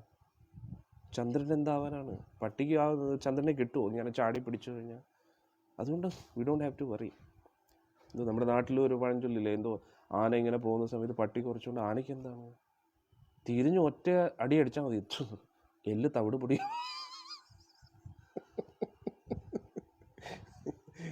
ഇതിനെക്കുറിച്ച് വേറെ രസകരമായിട്ടൊരു സംഭവമുണ്ട്. ഒരിക്കൽ ഈ ഒരു കുളത്തിൽ കുറേ തവളകളുണ്ടായിരുന്നു. അടുത്ത രമേശ് പറഞ്ഞു, കലികാലത്തിൽ വില്ലന്മാർ നായകൻ. ആര് പറഞ്ഞു? നായകൻ എന്നും നായകനാണ്. വില്ലൻ നായകനാവുന്നത് നായകൻ വരാത്തപ്പോൾ മാത്രമേ ഉള്ളൂ. നായകൻ വന്നാൽ വില്ലൻ്റെ കാര്യം. ഹിരണ്യകശിപു വലിയ രീതിയിൽ എന്തുവാടാ എന്നൊക്കെ പറഞ്ഞിട്ട് നടക്കുമായിരുന്നു. അവസാനം ഭഗവാൻ എന്തുവാടാന്ന് ചോദിച്ചപ്പോൾ ഇല്ല, ഞാൻ വെറുതെ പറഞ്ഞത്. പണ്ട് ഏതോ സിനിമയ്ക്ക് പറയത്തില്ലേ, എന്നോട് അടി കൂടാൻ ആരുണ്ടടാ? ഞാനുണ്ടടാ എന്ന് പറയുമ്പോൾ നമ്മൾ രണ്ടുപേരുമായിട്ട് അടി കൂടാൻ ആരുണ്ട്? അതും അതേപോലെയുള്ള കാര്യങ്ങൾ. ഹീറോ മിണ്ടാതിരിക്കുമ്പോഴത്തേക്ക് വില്ലൻ ഭയങ്കര ഷൈൻ ചെയ്യുന്നു. പക്ഷെ നമുക്കറിയണം, നായകൻ ഒരിക്കൽ എൻ്റർ ചെയ്ത അവന്മാരോടും, ആർക്കും പിടിച്ചേക്കാൻ പറ്റത്തില്ല. നരസിംഹഭഗവാൻ 12 ലക്ഷം ഉയരമാണ്, 12 ലക്ഷം കിലോമീറ്റർ ഉയരമാണ്. ഹിരണ്യകശിപു ഇത്രയേ ഉള്ളൂ, ഒരു എലിയെ പോലെ ഇരിക്കുക. ഇത്രയും കാലം ത്രിലോകങ്ങളെ ഭയപ്പെടുത്തിയ ആള് നരസിംഹസ്വാമിയെ കണ്ടപ്പോൾ, ഞാൻ പറയുന്നത്, രാവണൻ ഹീറോ ആണെന്ന് ഇവർ വിശ്വസിക്കുന്നുണ്ടല്ലോ അല്ലേ? അതേ രാമായണത്തിലല്ലേ രാമനെ കുറിച്ച് പറയുന്നത്. പിന്നെ എന്തുകൊണ്ട് വിശ്വസിച്ചൂടാ? അതാണ് ഏറ്റവും വലിയ കോമഡി.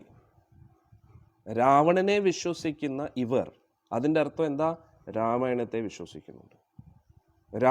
രാവണൻ ഉണ്ടെന്ന് അവർ വിശ്വസിക്കുന്നുണ്ടല്ലോ. അതേ രാമായണത്തിലാണ് രാമനെ കുറിച്ച് പറയുന്നത്. 500 മല്ലന്മാര് തള്ളിക്കൊണ്ട് വന്നിരുന്ന ആ വില്ല് ഇടത് കൈയിൽ കൊണ്ട് പൊക്കുക എന്ന് പറഞ്ഞ ആളുടെ പവർ എന്തുവാണ് എന്നാലോചിച്ച് നോക്കൂ. എന്തായിരിക്കും ആ രാമന്റെ പവർ എന്തുവെന്ന് ഒന്ന് ആലോചിച്ചു. നമുക്ക് ചിന്തിക്കാൻ പോലും പറ്റത്തില്ല. സമുദ്രദേവൻ കൈതൊഴുതു ഭഗവാന്റെ മുമ്പിൽ, ഭഗവാനെ ഞാൻ വഴി മാറി തരാം.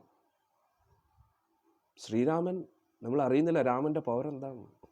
വല്ലപ്പോഴും ആ അസ്ത്രം കൊള്ളുമ്പോഴേ അറിയത്തുള്ളൂ. രാമബാണത്തിന്റെ മാരീചനോട് ചോദിച്ചാൽ മതി. വിശ്വാമിത്ര മുനി യാഗം സംരക്ഷിക്കാൻ വേണ്ടി ശ്രീരാമസ്വാമിയെ കൊണ്ടുവന്ന സമയത്ത് ഉണ്ട്, ആളോടെ ഇപ്പോൾ ഉണ്ട്. അന്നേരം രാമനെയും ലക്ഷ്മണനെയും കൊണ്ടുവന്നു. അന്നേരം അവിടെ പറയുന്നേ, സുബാഹുവും ഉള്ള ഫുൾ ഗ്യാങ്ങും അവിടെ ഉണ്ടായിരുന്നു, രാവണന്റെ ഗ്യാങ്ങും മാരീചനും ഉണ്ടായിരുന്നു. ആ സമയത്ത് ശ്രീരാമസ്വാമി മാരീചനെ കണ്ടപ്പോൾ ലക്ഷ്മണനോട് പറഞ്ഞു, ലക്ഷ്മണ ഇവനെ നമുക്ക് വെറുതെ വിടും, ഇവനെ കൊണ്ട് വേറൊരു പണിയുണ്ട്. അതുകൊണ്ട് ഭഗവാൻ എന്ത് ചെയ്തു, വായവ്യാസ്ത്രം അയച്ചു. ആ അസ്ത്രം അയച്ചിട്ട് ഒരു പറയുന്നത് ആ അസ്ത്രം കൊണ്ടില്ല, ആ അസ്ത്രത്തിൻ്റെ കാറ്റടിച്ചതേ ഉള്ളൂ. കാറ്റടിച്ചപ്പോൾ ഇവിടുന്ന് തെറിച്ചു പോയി സമുദ്രത്തിൽ പോയി വീണെന്നുള്ളതാണ്. ഒന്ന് ആരോ ഈ ഫ്ലൈറ്റിൽ പൊക്കിയെടുത്തതുപോലെ ടേക്ക് ഓഫ് എടുത്തിട്ട് നേരെ കൊണ്ട് സമുദ്രത്തിൽ ചെന്നു. അതോടുകൂടി മാരീചൻ നല്ല കുട്ടിയായി. മാരീചൻ പറഞ്ഞു, ഇനി നമ്മൾ ഒരു വഴക്കിനും ഇല്ല ഒന്നും. അവസാനം രാവണൻ വന്ന് നിർബന്ധിപ്പിച്ചു. എന്നിട്ട് പറഞ്ഞു, ഒരു ഫൈനൽ കൊട്ടേഷൻ എന്ന് പറഞ്ഞാൽ എന്തുവാണ്, രാമനെ കൊല്ലണം. എടാ നീ ഇറങ്ങിപ്പോ. രാന്ന് കേൾക്കുമ്പോഴേ എനിക്ക് പേടിയാണ്. നീ രാമാന്ന് പറയണ്ട, രാന്ന് കേൾക്കുമ്പോഴേ എനിക്ക് പേടിയാണ്. അതുകൊണ്ട് ഇവിടുന്ന് രത്നം എല്ലാം ഞാൻ മാറ്റി. കാരണം അതിനെ കാണുമ്പോൾ രഥം രാ കേൾക്കുമ്പോഴേ എനിക്ക് പേടിയാണ്. പിന്നെയാണ് രാമൻ. എവിടെ നോക്കിയാലും എനിക്ക് രാമനെയാണ് കാണാൻ പറ്റുന്നത്. നമ്മൾ എന്തുകൊണ്ടാണ് ഇത്രയും ഭഗവാനോട് ഭയം തോന്നാത്തതെന്ന് വെച്ചാൽ നമ്മൾ ഭക്തരാണ്. പക്ഷേ ഭക്തി ഇല്ലാത്തവർക്ക് ഭഗവാനെ കുറിച്ച് കേൾക്കുമ്പോഴേ പേടിയാവും. കംസൻ എത്ര വലിയ ഡേഞ്ചറായിട്ടുള്ള അസുരനായിരുന്നു അറിയോ, പക്ഷെ കൃഷ്ണനെ കുറിച്ച് ചിന്തിക്കുമ്പോഴേ ഭയമാണ്. നമ്മൾ ഭഗവാന്റെ ആ ശാന്തരൂപയെ കാണുന്നുള്ളൂ. ഭഗവാന് വേറൊരു മുഖമുണ്ട്, അത് നമുക്ക് ഒരിക്കലും കാണാൻ പറ്റത്തില്ല. അങ്ങനെ കാണണമെങ്കിൽ അത്രയ്ക്ക് വലിയ തല്ലിപ്പൊളിയാണ് നമ്മൾ. വേണമെങ്കിൽ ട്രൈ ചെയ്ത് നോക്കാം. അതായത് എല്ലാവരെയും ദ്രോഹിക്കുക, എല്ലാ ഭക്തരെയും ടോർച്ചർ ചെയ്യുക, ബ്രാഹ്മണരെ കൊല്ലുക, പശുക്കളെ കൊല്ലുക, ഇതെല്ലാം കഴിയുമ്പോൾ അകത്തുനിന്നൊരു ഭയം വരാൻ തുടങ്ങും. കാരണം എന്താ, പണി കിട്ടി തുടങ്ങി. അവിടുന്ന് ഒരാൾ നിന്റെ കൊട്ടേഷൻ എടുത്ത് കൗണ്ട് ഡൗൺ തുടങ്ങി. അന്നേരം നമുക്ക് ഭഗവാനോട് ദേഷ്യമില്ല. കാരണം ഭഗവാന് വ്യത്യസ്ത മുഖങ്ങളാണ്. ചാണൂരനും മുഷ്ടികനും ഭഗവാനായിട്ട് യുദ്ധം ചെയ്യാനായിട്ട് മല്ലയുദ്ധത്തിന് വേണ്ടി മുന്നിൽ നിൽക്കുമ്പോൾ അവർക്ക് തോന്നുന്നു സാക്ഷാൽ യമൻ മുന്നിൽ നിൽക്കുന്ന പോലെയാണ് തോന്നുന്നത്. യമരാജൻ മുന്നിൽ നിൽക്കുന്ന പോലെ തോന്നുന്നത്. എന്നിട്ട് കണ്ടുകൊണ്ടിരിക്കുന്ന ഭക്തർക്ക് എന്താ തോന്നുന്നത്, അയ്യോ പാവം കൊച്ചുകുട്ടി, ഈ കൊച്ചുകുട്ടിയോടാണോ ഈ ദുഷ്ടന്മാർ യുദ്ധം ചെയ്യാൻ പോലെ, ഈ കൊച്ചുകുട്ടിയെ ഇടിച്ച് പിഴിഞ്ഞൊരു പരുവാക്കും എന്നാണ് അവർക്ക് ഭയം. ഇനി ഭഗവാൻ കാളിയൻ്റെ മുകളിൽ നൃത്തം ചെയ്യുന്ന സമയത്തും അല്ലേ, അന്നേരം യശോദാമ്മയ്ക്ക് ഭയം, അത് കൊച്ചു കാലുകളാണത്. പക്ഷെ കാളിയനോട് ചോദിക്കണം, വലിയ മല വന്ന് വീഴുന്ന പോലെയാണ് ഓരോ അടി. ഭഗവാൻ നൃത്തം ചെയ്യുമ്പോൾ ചുവടുകൾ വെക്കുമ്പോൾ തന്നെ ഏതോ വലിയ പർവ്വതം കൊണ്ട് തലക്കിട്ട് അടിക്കുന്ന പോലെയാണ് തോന്നുന്നത്. അതാണ് നമ്മൾ മനസ്സിലാക്കുക. അന്നേരം ഭഗവാൻ എന്ന് പറഞ്ഞാൽ വളരെ ഡേഞ്ചറസ് ആണ്. രാവണൻ ഒന്നുമല്ല, രാവണൻ പാവമാണ്. ഭഗവാന്റെ ഒരു ഇടി താങ്ങാനുള്ള പവർ ആർക്കില്ല. എന്തിനേറെ പറയുന്നു, ജാംബവാൻ ഏറ്റവും ശക്തനാണ്. ജാംബവാന്റെ പവർ നമുക്ക് ചിന്തിക്കാൻ പോലും പറ്റത്തില്ല. ബാലി വരെ സമ്മതിച്ചു. അതായത് ബാലിക്ക് സുഗ്രീവനെ ഒട്ടും ഭയമില്ല. പക്ഷെ ഭാര്യ താര പറഞ്ഞു രാമൻ എത്തിയിട്ടുണ്ടെന്ന് പറഞ്ഞപ്പോൾ നെഞ്ചെടുപ്പ് തുടങ്ങി. അയ്യോ രാമനോ, രാവണനെ പോലും ബാലിക്ക് ഭയമില്ല. രാവണനെ വാലിൽ ചുരുട്ടി വെച്ചിരിക്കുകയായിരുന്നു ബാലി. അതായത് രാവണൻ ഈ ലോകത്തിലെ ഏറ്റവും വലിയ ശക്തന്മാരായിട്ടുള്ള ആരൊക്കെ ഉണ്ടോ അവരെ തോൽപ്പിക്കാൻ ഒന്നുകിൽ കൊല്ലുക അല്ലെങ്കിൽ അവരെ അടിമയാക്കുക എന്ന് പറഞ്ഞ് നടക്കുകയാണ്. അന്നേരമാണ് ആരോ പറഞ്ഞത് ഏറ്റവും ശക്തനായിട്ട് ബാലി ഉണ്ടെന്ന്. അത് ശരി, അവൻ്റെ മുമ്പിൽ പോകരുത്, മുമ്പിൽ പോയാൽ പകുതി ശക്തി അവന് കിട്ടുമെന്ന്. അതുകൊണ്ട് ബാലി ഇങ്ങനെ ധ്യാനിച്ചുകൊണ്ടിരിക്കുകയാണ്, ഗായത്രി സന്ധ്യാവന്ദനം ചെയ്തുകൊണ്ടിരിക്കുകയാണ്. അന്നേരത്തെ ഈ പൊട്ടൻ നോക്കണ രാവണന്റെ വിചാരം ബാലി അറിയത്തില്ല. അന്നേരം ബാലി ഇങ്ങനെ ധ്യാനിച്ചുകൊണ്ടിരിക്കുമ്പോഴാണ് പുറകിൽ നിന്ന് വന്നിട്ട് വാലി പിടിച്ച് ടപ്പ് ഒറ്റയടി. അതാണ് രാവണൻ്റെ പ്ലാൻ. വാലി കയറി ഒറ്റപ്പിടി. ബാലിക്ക് മനസ്സിലായി ബാലി സന്ധ്യാവനം തീർത്ത് ടേക്ക് ഓഫ് തുടങ്ങി. അന്നേരം പൊതുവെ ചാടുന്ന സമയത്ത് വാനരന്മാർ വാല് ചുരുട്ടും. അന്നേരം വാല് ചുരുട്ടി രാവണൻ അതിൽ പെട്ടു.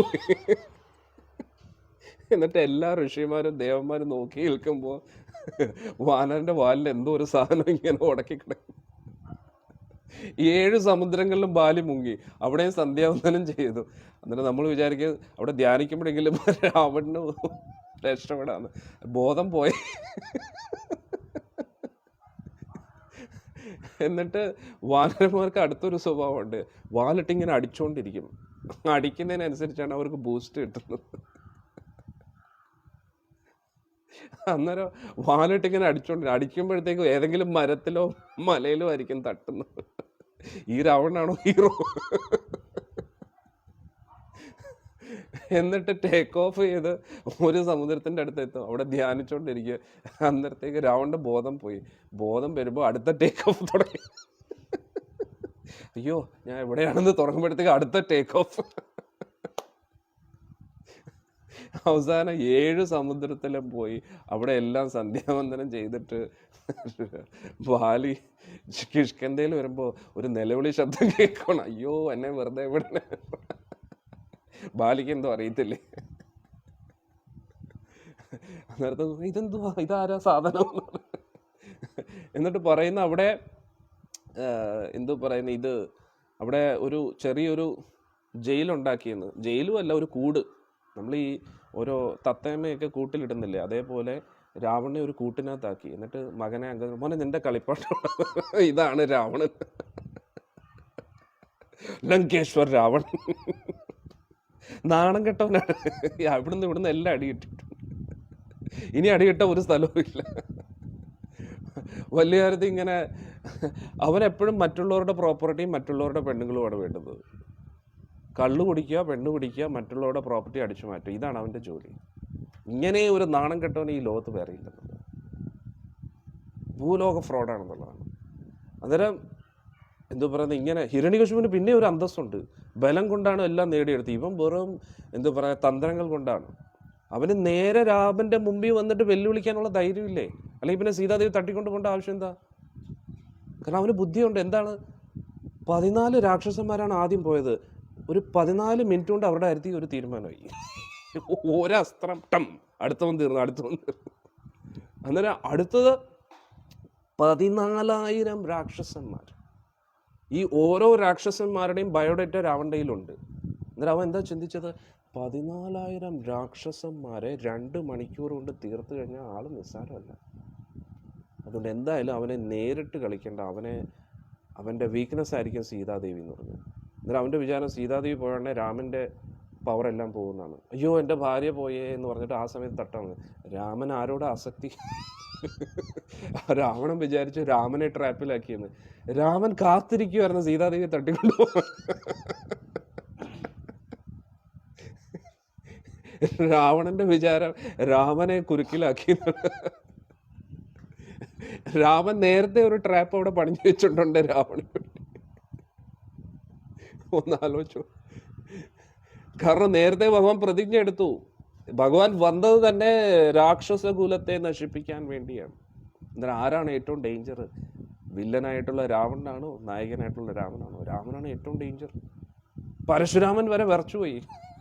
പരശുരാമസ്വാമി 28 പ്രാവശ്യം ഈ ലോകത്തിൽ നിന്നും ക്ഷത്രിയന്മാരെ ഉന്മൂലനം ചെയ്ത ആള് രാമന്റെ മുന്നിൽ ആരാണ് എൻ്റെ മഹാദേവന്റെ വില്ല് പൊട്ടിച്ചെന്ന് പറഞ്ഞപ്പോഴത്തേക്ക് അന്നേരം ദശരഥൻ പറഞ്ഞു, അയ്യോ ഒന്നും പറയരുതേ, ഇത് നിന്റെ മകനാണ്, അവനെ അറിയാതെ പൊട്ടിച്ചു. അറിയാതെയാണോ വില്ല് പൊട്ടിക്കുന്നതെന്ന് പറഞ്ഞിട്ട് ഇങ്ങനെയൊക്കെ പറഞ്ഞുകൊണ്ടിരിക്കുമ്പോൾ ലക്ഷ്മണൻ പറഞ്ഞ, ഒരു വില്ലല്ലേ പൊട്ടിച്ചോളൂ, അതിനിപ്പോൾ ഇത്രയും ദേഷ്യം.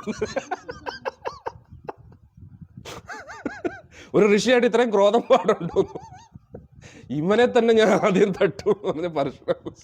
എവിടെ, ആരാണ്, നീയാണോ അവിടെ വില്ല് പൊട്ടിച്ചതെന്ന് പറഞ്ഞു. അന്നേരം രാമൻ പറഞ്ഞു, ഞാനാണ് വില്ല് പൊട്ടിച്ചത്, എന്താ എന്നോട് ചോദിക്കാൻ പറഞ്ഞു. അന്നേരം കണ്ടപ്പോഴേ പേടിച്ചു പോയി.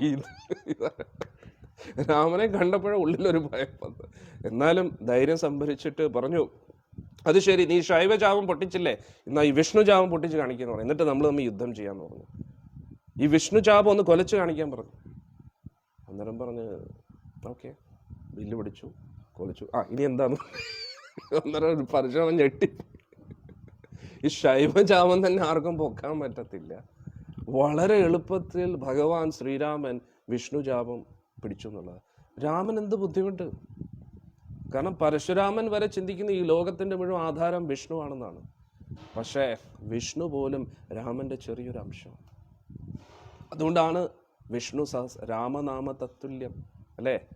വിഷ്ണു സഹസ്രനാമം രാമനാമ തത്തുല്യം. കാരണം എന്താ? ഒരു പ്രാവശ്യം രാമ എന്ന് പറഞ്ഞാൽ ആ രാമൻ്റെ ഉള്ളിൽ 1000 വിഷ്ണു രൂപങ്ങളുണ്ട്. ഒന്ന് ആലോചിച്ചു. 1000 എന്ന് പറഞ്ഞാൽ എത്ര? അനേകം എന്നാണ് അർത്ഥം. എങ്ങനെയാണോ ശ്രീകൃഷ്ണ ഭഗവാനിൽ നിന്ന് അസംഖ്യം വിഷ്ണു രൂപങ്ങൾ വരുന്നത്, അതേപോലെ രാമനിൽ നിന്ന് എത്ര വിഷ്ണു രൂപങ്ങൾ പോലും വരാം. അന്നേരം ഒരു വില്ല് പോക്കാൻ രാമൻ എത്ര ബുദ്ധിമുട്ടുണ്ടോ? പൊതുവേ രാമേശ്വരം എന്ന് പറയുമ്പോൾ എല്ലാവരും വിചാരിക്കുന്നത് എന്താണ്? രാമൻ്റെ ഈശ്വരൻ്റെ സ്ഥലം അല്ല. രാമൻ ഈശ്വരനായിട്ട് എവിടെ ഇരിക്കുന്നോ അവിടെയാണ് രാമേശ്വരം.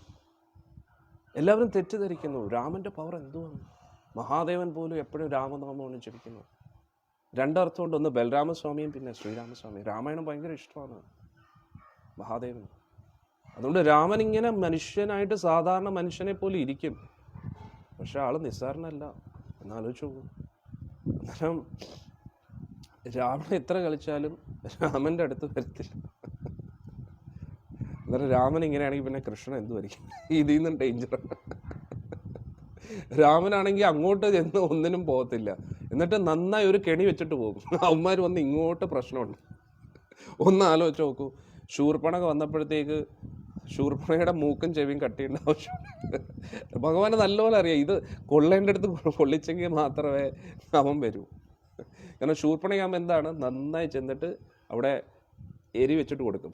എരി വെച്ചിട്ട് വഴക്കുണ്ടാക്കാനായിട്ട്. എന്നിട്ട് കറക്റ്റായിട്ട് അവൻ വരുമെന്ന് അറിയാം. എല്ലാം ഭഗവാന്റെ പ്ലാനാണ്. അന്നേരം ഒന്ന് ആലോചിച്ച് നോക്കൂ. രാവണൻ്റെ എല്ലാം നശിച്ചു. 10 തലയുള്ള രാവണൻ, ഇത്രയും ശക്തിയുള്ള രാവണൻ, അവൻ്റെ എല്ലാ ശക്തിയും ക്ഷയിച്ചു. എല്ലാ ശക്തിയും ക്ഷയിച്ചു. അവൻ്റെ മക്കളും എല്ലാവരും നശിച്ചു. അവനൊന്നുമില്ലാതെയായി. അന്നേരം രാമനെ കുറിച്ച് നമുക്ക് ഒരിക്കലും, അന്നേരം ആരെന്ത് വിചാരിച്ചാലും അന്നത്തെ കാലമാണെങ്കിൽ ഇന്നത്തെ കാലമാണെങ്കിലും ഹീറോ എപ്പോഴും രാമൻ തന്നെയാണ്. ചില വിഡ്ഢികൾക്ക് രാവണനിൽ വിശ്വസിക്കുന്ന അതേ രാവണനെ കുറിച്ച് പറയുന്നത് രാമായണത്തിലാണ്. അതേ രാമായണത്തിൽ പറയുന്നു രാമൻ ഒറ്റ ബാണം കൊണ്ട് രാവണനെ തീർത്തെന്നാണ് പറയുന്നത്. അതുകൊണ്ട് ഊഹാപോഹങ്ങൾ കൊണ്ട് രാവണനെ വലിയ ശക്തനായിട്ട് ചിത്രീകരിക്കാൻ ശ്രമിച്ചാലും സത്യമല്ലാതെ ആകും. ഈ രാവണന് തപസ് ചെയ്യേണ്ടി വന്നു ഈ വരം ലഭിക്കാനായിട്ട്. ശ്രീരാമസ്വാമിക്ക് തപസ് ചെയ്യേണ്ട ആവശ്യമില്ല. രാക്ഷസന്മാരെപ്പോഴും തപസ്സിലൂടെയാണ് ശക്തി ആർജിക്കുന്നത്.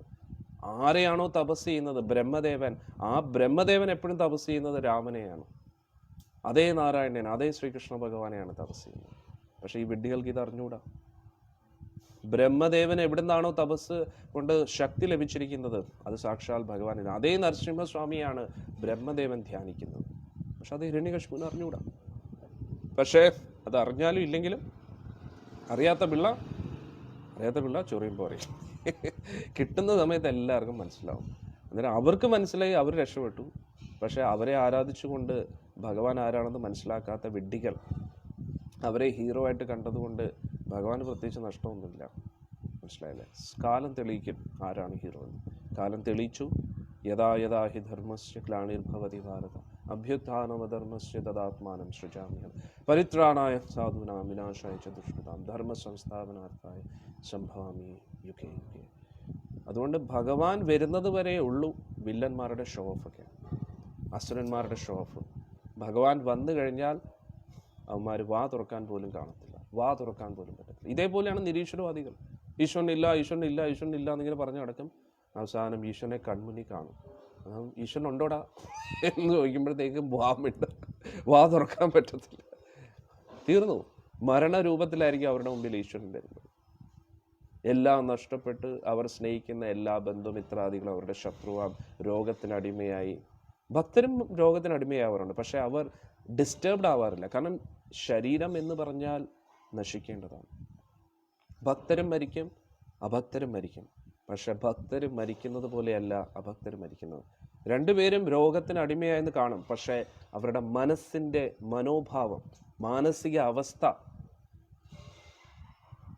ഒരു അഭക്തൻ മരിക്കുന്ന പോലെയല്ല ഭക്തൻ മരിക്കുന്നത്. അഭക്തൻ വളരെ വിഷമിച്ചു, എനിക്കെല്ലാം നഷ്ടപ്പെടുന്നല്ലോ, എല്ലാം എൻ്റെ കയ്യിൽ നിന്ന് പോകുന്നുണ്ടല്ലോ, അങ്ങനെ വിഷമിച്ച് വിഷമിച്ച് നീറിയായിരിക്കും മരിക്കുന്നത്. ശരീരത്തിൻ്റെ വേദനയല്ല, മനസ്സിൻ്റെ വേദന. പക്ഷെ ഭക്തരോ, ശരീരം നശ്വരമാണ്, എന്തായാലും ശരീരം തീരേണ്ടതല്ലേ, കുഴപ്പമില്ല. രണ്ടുപേരുടെ ആറ്റിറ്റ്യൂഡിൽ വ്യത്യാസമുണ്ട്. ഇതാണ് നമ്മൾ മനസ്സിലാക്കുന്നത്. ഹരേ കൃഷ്ണ. എന്തായാലും ഇന്നത്തെ സെഷൻ നമുക്ക് ഇവിടെ നിർത്താം. അതുകൊണ്ട് നിരീശ്വരവാദികൾ എന്തൊക്കെ പറഞ്ഞാലും ഈശ്വരൻ ആരാണെന്ന് നമുക്കൊരു ധാരണ വേണം, നമുക്കൊരു വിശ്വാസം വേണം. ഒരു ഭക്തൻ എത്രത്തോളം ഉയർന്നതാണെന്ന് നമുക്ക് എങ്ങനെ മനസ്സിലാക്കാൻ പറ്റും? ആ ഭക്തന് ഈശ്വരനിൽ എത്ര വിശ്വാസമുണ്ട്, അതിൻ്റെ അടിസ്ഥാനത്തിലാണ്. നല്ല വിശ്വാസമുള്ള ഭക്തന് മാത്രമേ നന്നായി ശ്രദ്ധയോടുകൂടി ജപിക്കാൻ പറ്റൂ. നന്നായി ശ്രദ്ധിച്ച് ജപിക്കുന്ന ഭക്തർക്ക് മാത്രമേ ഈശ്വരനിൽ വിശ്വാസം വരൂ. ശ്രദ്ധയോടുകൂടി ജപിക്കാത്ത ഭക്തർക്ക് ഒരിക്കലും ഈശ്വരനിൽ വിശ്വാസം വരത്തില്ല. വിശ്വാസമുള്ള ഭക്തർക്കേ നന്നായി ജപിക്കാനും പറ്റൂ. വിശ്വസിക്കണമെങ്കിൽ എന്താ വേണ്ടത്? കേൾക്കണം. ഭഗവാൻ ആരാണെന്ന് ആചാര്യന്മാരിൽ നിന്ന് നമ്മൾ ശ്രദ്ധയോടുകൂടി കേൾക്കണം. ഉറങ്ങിയല്ല കേൾക്കണം, ശ്രദ്ധയോടുകൂടി ഉണർന്നിരുന്നു. നമ്മുടെ ശ്വാസത്തെ പോലും നമ്മൾ അറിയരുത്. ശ്വാസം എടുക്കുന്നത് പോലും അറിയാതെ നമ്മൾ എന്തെങ്കിലും ഒരു വളരെ അത്യപൂർവമായിട്ടുള്ള എന്തെങ്കിലും ഒരു കാര്യം നമ്മൾ കാണുന്ന സമയത്ത് നമ്മൾ ഇങ്ങനെ ഇരിക്കും, അനങ്ങാതിരിക്കും. അതേപോലെ ശ്രദ്ധയോടുകൂടി ഒന്നും അറിയരുത്. നമ്മൾ ചൂടോ തണുപ്പോ ഉറക്കോ ഒന്നും അറിയാതെ അതിനെയൊക്കെ അതിനെയാണ് അതീന്ദ്രിയ അവസ്ഥ. കാരണം അത്രയ്ക്ക് ഭഗവാനിൽ ശ്രദ്ധിച്ചിരിക്കുകയാണ്. മുകുന്ദമാലയിൽ ഭക്ത കുലശേഖരൻ പറയുന്നു, ചാതക പക്ഷികളെ പോലെയാണ് ഗോപികമാരുടെ കണ്ണുകൾ. എങ്ങനെ?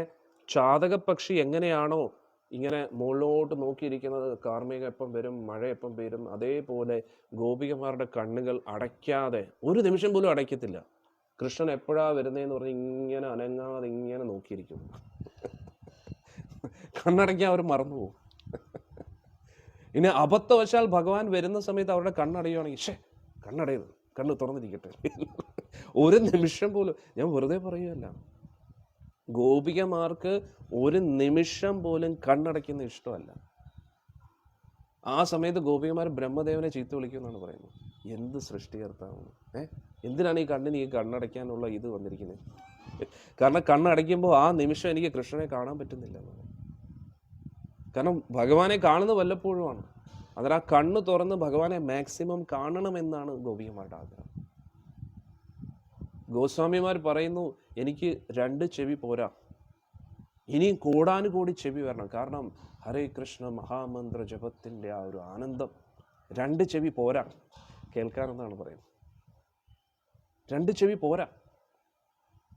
ശ്രദ്ധിച്ച് ഹരേ കൃഷ്ണ മഹാമന്ത്രം കേൾക്കുകയാണെങ്കിൽ ഡാൻസ് ചെയ്യാൻ വേണ്ടി അല്ല ഡാൻസ് ചെയ്യുന്നത്, തനിയെ ഡാൻസ് ചെയ്തു. കാരണം എന്താ, ഈ കൊച്ചുകുട്ടികൾ കാണില്ല ചിലപ്പോൾ ഇങ്ങനെ തുള്ളിച്ചാടുന്നതൊക്കെ, അവർ ഭയങ്കര എക്സൈറ്റഡ് ആയിട്ടിരിക്കുന്ന പോലെ. അന്നേരം ആത്മാവിന് ആ പരമാത്മാവിൻ്റെ സ്പർശനം ലഭിക്കുമ്പോൾ ആത്മാവ് ആനന്ദത്തിൽ തുള്ളിച്ചാടാൻ പറ്റും. അല്ലാതെ കൊറിയോഗ്രാഫി ചെയ്തിട്ടല്ല ആരും ഭക്തർ ഡാൻസ് ചെയ്യുന്നു. അന്നേരം ശ്രദ്ധിച്ച് നാമം ജപിക്കുമ്പോൾ ആനന്ദം കൊണ്ട് നമ്മുടെ ഉള്ളിൽ ആത്മാവ് ആനന്ദിക്കും, നമ്മൾ ആനന്ദിക്കും. കാരണം ഇപ്പോൾ പുറമേ ഉള്ള സുഖഭോഗങ്ങളെല്ലാം ശരീരത്തിലൂടെ എക്സ്പീരിയൻസ് ചെയ്യുന്നതാണ്, മനസ്സിൻ്റെ ഊഹാഭോഗങ്ങൾക്കനുസരിച്ചുള്ള ആനന്ദമാണ്. പക്ഷേ ആ ആത്മാവിന് ആത്മീയ ആനന്ദം, ആ പരമാത്മാവിൽ നിന്ന് ലഭിക്കുന്ന ഒരു സ്പർശനം ഒന്നുമില്ല. ഗുരുവായൂരപ്പം വന്ന് നമ്മളെ തൊട്ടാൽ മതി, കറണ്ട് അടിക്കും. ആ കറണ്ട് നമ്മളെ ഇങ്ങനെ എക്സൈറ്റഡ് ആക്കും. അതാണ് ബ്രഹ്മ സംസ്പർശക അത്യന്തം സുഖമശ്നുതേ. ആ പരബ്രഹ്മം വന്ന് ഈ ബ്രഹ്മത്തെ ഒന്ന് തൊടുമ്പോൾ ലഭിക്കുന്ന ബ്രഹ്മാനന്ദം. ബ്രഹ്മഭൂത പ്രസന്നാത്മാ ന ശോചതി ന കാംക്ഷതി സമസർവേഷു ഭൂതേഷു മദ്ഭക്തിം ലഭതേ പരാം. അതാണ് ഋഷിമാരെല്ലാം ഇങ്ങനെ ധ്യാനിച്ചുകൊണ്ടിരിക്കുമ്പോഴാണ് ശ്രീരാമസ്വാമി വരുന്നത്. എന്നിട്ട് അവർക്ക് തോന്നി എന്തോ പുറത്ത് നടക്കുന്നുണ്ടെന്ന് പറഞ്ഞപ്പോൾ കണ്ണ് തുറന്ന് നോക്കിയപ്പോൾ ദാ വരുന്നു, അല്ലെ, അകത്ത് ധ്യാനിച്ചുകൊണ്ടിരിക്കുന്ന അതേ വ്യക്തി പുറത്ത് വന്ന് ഇങ്ങനെ നിൽക്കുന്നു. എന്നിട്ട് അവർക്ക് വാക്കുകളില്ല, എന്താ പറയേണ്ടത്.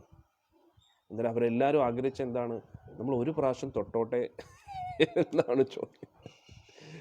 പക്ഷെ ഭഗവാൻ പറഞ്ഞു, സോറി, ഈ പ്രാവശ്യം പറ്റത്തില്ല. കാരണം തൊട്ട് കഴിഞ്ഞാൽ എന്താണ്, പിന്നെ അടുത്ത എന്തായിരിക്കും, കെട്ടിപ്പിടിച്ചോട്ടെ എന്നായിരിക്കും ചോദ്യം. പിന്നെ ഭഗവാന്റെ ലീലകളൊന്നും നടക്കത്തില്ല. രാവണനെ തട്ടാൻ വേണ്ടിയാണ് വന്നിരിക്കുന്നത്. പക്ഷെ ഇതേ ഋഷിമാരാണ് അടുത്ത ലീലയിൽ ഗോപികമാരാണ്. ഇനി വാനരന്മാരും അവരെല്ലാവരും ആഗ്രഹിച്ചു, ഓ രാമനെ ഒന്ന് തൊടാൻ പറ്റിയിരുന്നെങ്കിൽ. പക്ഷെ അടുത്ത് ഈ ലക്ഷ്മണന് നിപ്പോണ്ട്, ഹനുമാൻ തൊടാൻ പോയിട്ട് അടുത്ത് വരാൻ പോലും സമ്മതിക്കാറില്ല. അന്നേരം അവരെല്ലാം ഉള്ളിൽ ആഗ്രഹിച്ചു രാമനെ ഒന്ന് തൊടാൻ. അവരും ഗോപികമാരായിട്ട് മാറി. അതാണ് നമ്മൾ മനസ്സിലായത്. അന്നേരം ഇത് ഭക്തിയുടെ ആനന്ദം എന്ന് പറഞ്ഞാൽ അതൊരു വേറൊരു ലെവലാണ്. അത് അനുഭവിച്ചറിഞ്ഞെങ്കിൽ മാത്രമേ ഉള്ളൂ. ഇപ്പോൾ ഉദാഹരണത്തിന് ഒരു തെറ്റായിട്ടുള്ളൊരു ഉദാഹരണം പറയുകയാണ്, പക്ഷേ അതിനെ യഥാർത്ഥ രീതിയിൽ മനസ്സിലാക്കണം. ഒരു കള്ളുകുടിയൻ, അല്ലേ, കള്ളു കുടിക്കാൻ ആദ്യമൊക്കെ ഭയങ്കര ബുദ്ധിമുട്ടായിരിക്കും, ഛർദ്ദിക്കാൻ തോന്നുന്നതൊക്കെ. ഒരിക്കൽ കള്ളു കുടിച്ചങ്ങ് ശീലിച്ചു കഴിഞ്ഞാലോ ആരെന്ത് പറഞ്ഞാലും കാശുണ്ടെങ്കിൽ എന്ത്, കാശില്ലെങ്കിൽ അവൻ തന്നെ പറയും കള്ളു കുടിക്കരുത് കേട്ടോ, നല്ലതല്ല, ലിവർ കത്തിക്കും. എന്നിട്ട് അവൻ കുടിച്ചുകൊണ്ടേ ഇരിക്കും, കാശുണ്ടെങ്കിലും കാശില്ലെങ്കിൽ. അതേപോലെയാണ് ഭക്തി. പക്ഷേ കള്ളിൻ്റെ ലഹരി എപ്പോഴും നമ്മളെ നാശത്തിലേക്ക് കൊണ്ടുപോയിക്കൊണ്ടേയിരിക്കും. നമ്മുടെ ഗുണങ്ങളൊക്കെ നശിക്കുകയും എല്ലാം ചെയ്യും. പക്ഷേ ഭക്തിയുടെ ലഹരി എന്ന് പറഞ്ഞു കഴിഞ്ഞാൽ അതൊരു വേറൊരു ലെവലാണ്. എല്ലാം നശിക്കുകയല്ല ചെയ്യുന്നത്, എല്ലാം നന്മകളും നമ്മുടെ ജീവിതത്തിൽ വരും. എന്നാൽ ആ ഭക്തിയുടെ ലഹരി, ഈ ജീവിതത്തിൻ്റെ ഭവസാഗരത്തിൻ്റെ ലഹരിയിൽ നിന്ന് നമ്മൾ മുക്തരായി ഭക്തിയുടെ ലഹരിയിലേക്ക് മുങ്ങുക. ആ ഭക്തിയുടെ ലഹരിയിൽ നമ്മൾ മുങ്ങിക്കഴിഞ്ഞാൽ പിന്നെ ആരെന്ത് പറഞ്ഞാലും, എടാ ഈശ്വരനില്ല, നിനക്ക് ഈശ്വരനില്ലടാ, നിനക്ക് ഈശ്വരനില്ല, അത്രേ ഉള്ളൂ. ഈശ്വരൻ ഉണ്ടോ ഇല്ലയോ, നിനക്ക് ഈശ്വരനില്ല, അത്രേ ഉള്ളൂ. അത്രേ ഉള്ളൂ. നമ്മൾ കൺവിൻസ് ചെയ്യാൻ പോലും പോകത്തില്ല. കാരണം നമുക്ക് അതുപോലും നേരം പോക്കായിട്ടാണ് തോന്നുന്നത്. ഈ പ്രാന്തനെയൊക്കെ വിശ്വസിപ്പിക്കുന്നത് എന്തിനാണ്, ഇവ ഇവിടെ ഇരിക്കുന്നതാണ് നല്ലത്, ഇവ അവിടെ വന്നു കഴിഞ്ഞാൽ ഭഗവാൻ വലിയ ശല്യമായിരിക്കും എന്നാണ്. അന്നേരം ആ ഭക്തിയുടെ ആ ഒരു ആനന്ദ അനുഭൂതിയിലേക്ക് ഇറങ്ങുക. അത് ഇറങ്ങിക്കഴിഞ്ഞാൽ എന്ത് ഈശ്വര വിശ്വാസം, എന്ത് നിരീശ്വരവാദം എല്ലാം ഒരേപോലെ തന്നെ. ഈ ലോകത്തുള്ള 99% ആൾക്കാരും ഗുരുവായൂരപ്പനെ വിശ്വസിച്ചിട്ടില്ലെങ്കിൽ നമ്മൾ എന്ത് വിചാരിക്കും, ഓ നന്നായി, അത്രയും ശല്യം കുറയും, നമ്മളും ഭഗവാനും മാത്രം. നമ്മൾ മാക്സിമം പ്രചരണം ചെയ്യാൻ നോക്കും, വന്നില്ല, വലിയ ഉപകാരം, ഇനി നമ്മളും ഭഗവാനും മാത്രമേ ഉള്ളൂ. കൊറോണ സമയത്ത് ഇവിടെയുള്ള എല്ലാവരും ഭയങ്കര ഹാപ്പി ആയിരുന്നു. എന്താണെന്ന് അറിയാം, കുറേ നേരം ഗുരുവായൂരിൻ്റെ മുമ്പിൽ ഇരിക്കാൻ പറ്റും. പക്ഷേ നമ്മൾ മാത്രമാകുമ്പോൾ ഭഗവാൻ ഒരു വിഷമം, അവരും ആകേണ്ടവരല്ലേ എന്നുള്ളൊരു വിചാരം. അതുകൊണ്ട് നമ്മൾ പ്രചരണം ചെയ്യുന്നത് മറ്റുള്ളവരെ നന്നാക്കാൻ വേണ്ടിയല്ല, ഭഗവാനെ സന്തോഷിപ്പിക്കാൻ വേണ്ടിയാണ്. അല്ലെങ്കിൽ അദ്ദേഹത്തിന് വിഷമമാവും. മറ്റുള്ളവരെ നന്നാക്കിയിട്ട് നമുക്ക് എന്ത് കിട്ടാനാണ്? അവർ ഭക്തിയിൽ വന്ന് അവർക്ക് കൊള്ളാം. പക്ഷെ എന്തിനു വേണ്ടിയാണ് നമ്മൾ പ്രചരണം ചെയ്യുന്നത്? നമ്മൾ പ്രചരണം ചെയ്യുമ്പോൾ കൃഷ്ണന് വലിയ സന്തോഷമാണ്. അതുകൊണ്ട് അദ്ദേഹത്തെ സന്തോഷിപ്പിക്കാനും അദ്ദേഹത്തെ ബോധ്യപ്പെടുത്താൻ നമ്മൾ പ്രചരണം ചെയ്ത് കേട്ടോ, ഇനി അവർ കേൾക്കുന്നില്ല, ഇനി നമുക്ക് എന്ത് ചെയ്യാൻ പറ്റുമെന്ന് ചെയ്യാൻ പറ്റില്ല. അതേ. അന്നേരം നമുക്ക് വേണ്ടത് ഭഗവാനാണ്. മറ്റുള്ളവരെ ബോധ്യപ്പെടുത്താൻ വേണ്ടിയല്ല നമ്മൾ പ്രീച്ചിങ് ചെയ്യുന്നത്. നമ്മൾ പ്രീച്ച് ചെയ്യുന്ന കൃഷ്ണനെ സന്തോഷിപ്പിക്കണം. അദ്ദേഹത്തിന് ആഗ്രഹമുണ്ട് ഒരുപാട് പേര് ഭക്തിയിൽ വരണം. കാരണം എന്താണ്? അദ്ദേഹത്തിൻ്റെ മക്കളാണ് എല്ലാവരും, അദ്ദേഹത്തിൻ്റെ അംശമാണ്. അല്ലാതെ നമ്മൾ അയ്യോ ഞാൻ ഇതാണ് പ്രാക്ടീസ് ചെയ്യുന്നത്, എൻ്റെ കുടുംബാംഗങ്ങൾ പ്രാക്ടീസ് ചെയ്യുന്നില്ല, അന്നേരം ഞാൻ ഒറ്റപ്പെട്ടു പോകുമോ, അയ്യേത് എന്തൊരു ചിന്താഗതി, വെറും തറ ചിന്താഗതി. അതിൻ്റെ അർത്ഥം ഇതുവരെയും നമ്മൾ ഭക്തിയെ എന്താണെന്ന് അറിഞ്ഞിട്ടില്ല. ഭക്തി പ്രാക്ടീസ് ചെയ്യണമെങ്കിൽ ക്വാളിഫിക്കേഷൻ വേണം. You need to be qualified to become a devotee. മനുഷ്യാനാം സഹസ്രേഷു കശ്ചിത് യതതി സിദ്ധയേ യതതാം അഭിസിദ്ധാനാം. അന്നേരം നമ്മൾ മനസ്സിലാക്കുക, 1000-ൽ ഒരാൾക്ക് മാത്രമേ ഭഗവാനെക്കുറിച്ച് ചിന്തിക്കാനെങ്കിലും പറ്റൂ. അങ്ങനെ ചിന്തിക്കുന്ന 1000-ൽ ഒരാൾക്ക് മാത്രമേ നാമം ജപിക്കാൻ പറ്റൂ. അന്നേരം ജപിക്കുന്ന ഒരാൾ എന്ന് പറഞ്ഞാൽ എത്ര പേരിൽ ഒരാളാണ്? 1000 × 1000 എത്രയാണ്? 1 ലക്ഷം എത്ര? 1000 into 1000 കോടിയോ? 10 ലക്ഷം. 10 ലക്ഷത്തിൽ ഒരാളാണ് ഭഗവാന്റെ തിരുനാമം ജപിക്കുന്ന ഒരാൾ. 1 in a million. മനസ്സിലായില്ലേ? ഒരാൾക്ക് മാത്രമേ ജപിക്കാൻ പറ്റൂ. അത്ര എളുപ്പമാണോ? അല്ല.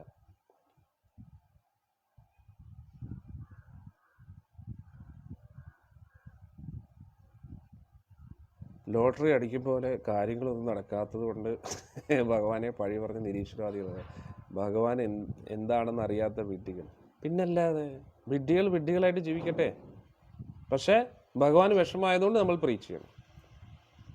അല്ലാതെ അയ്യോ എൻ്റെ ആൾക്കാർ ജപിക്കുന്നില്ല, അവർ ജപിക്കത്തിന് ഇപ്പം എന്ത് ചെയ്യാൻ പറ്റും? അവർക്ക് ബോധമില്ല, അവർക്ക് വിവരമില്ല. ഇനിയിപ്പം നമുക്ക് എന്ത് ചെയ്യാൻ പറ്റും?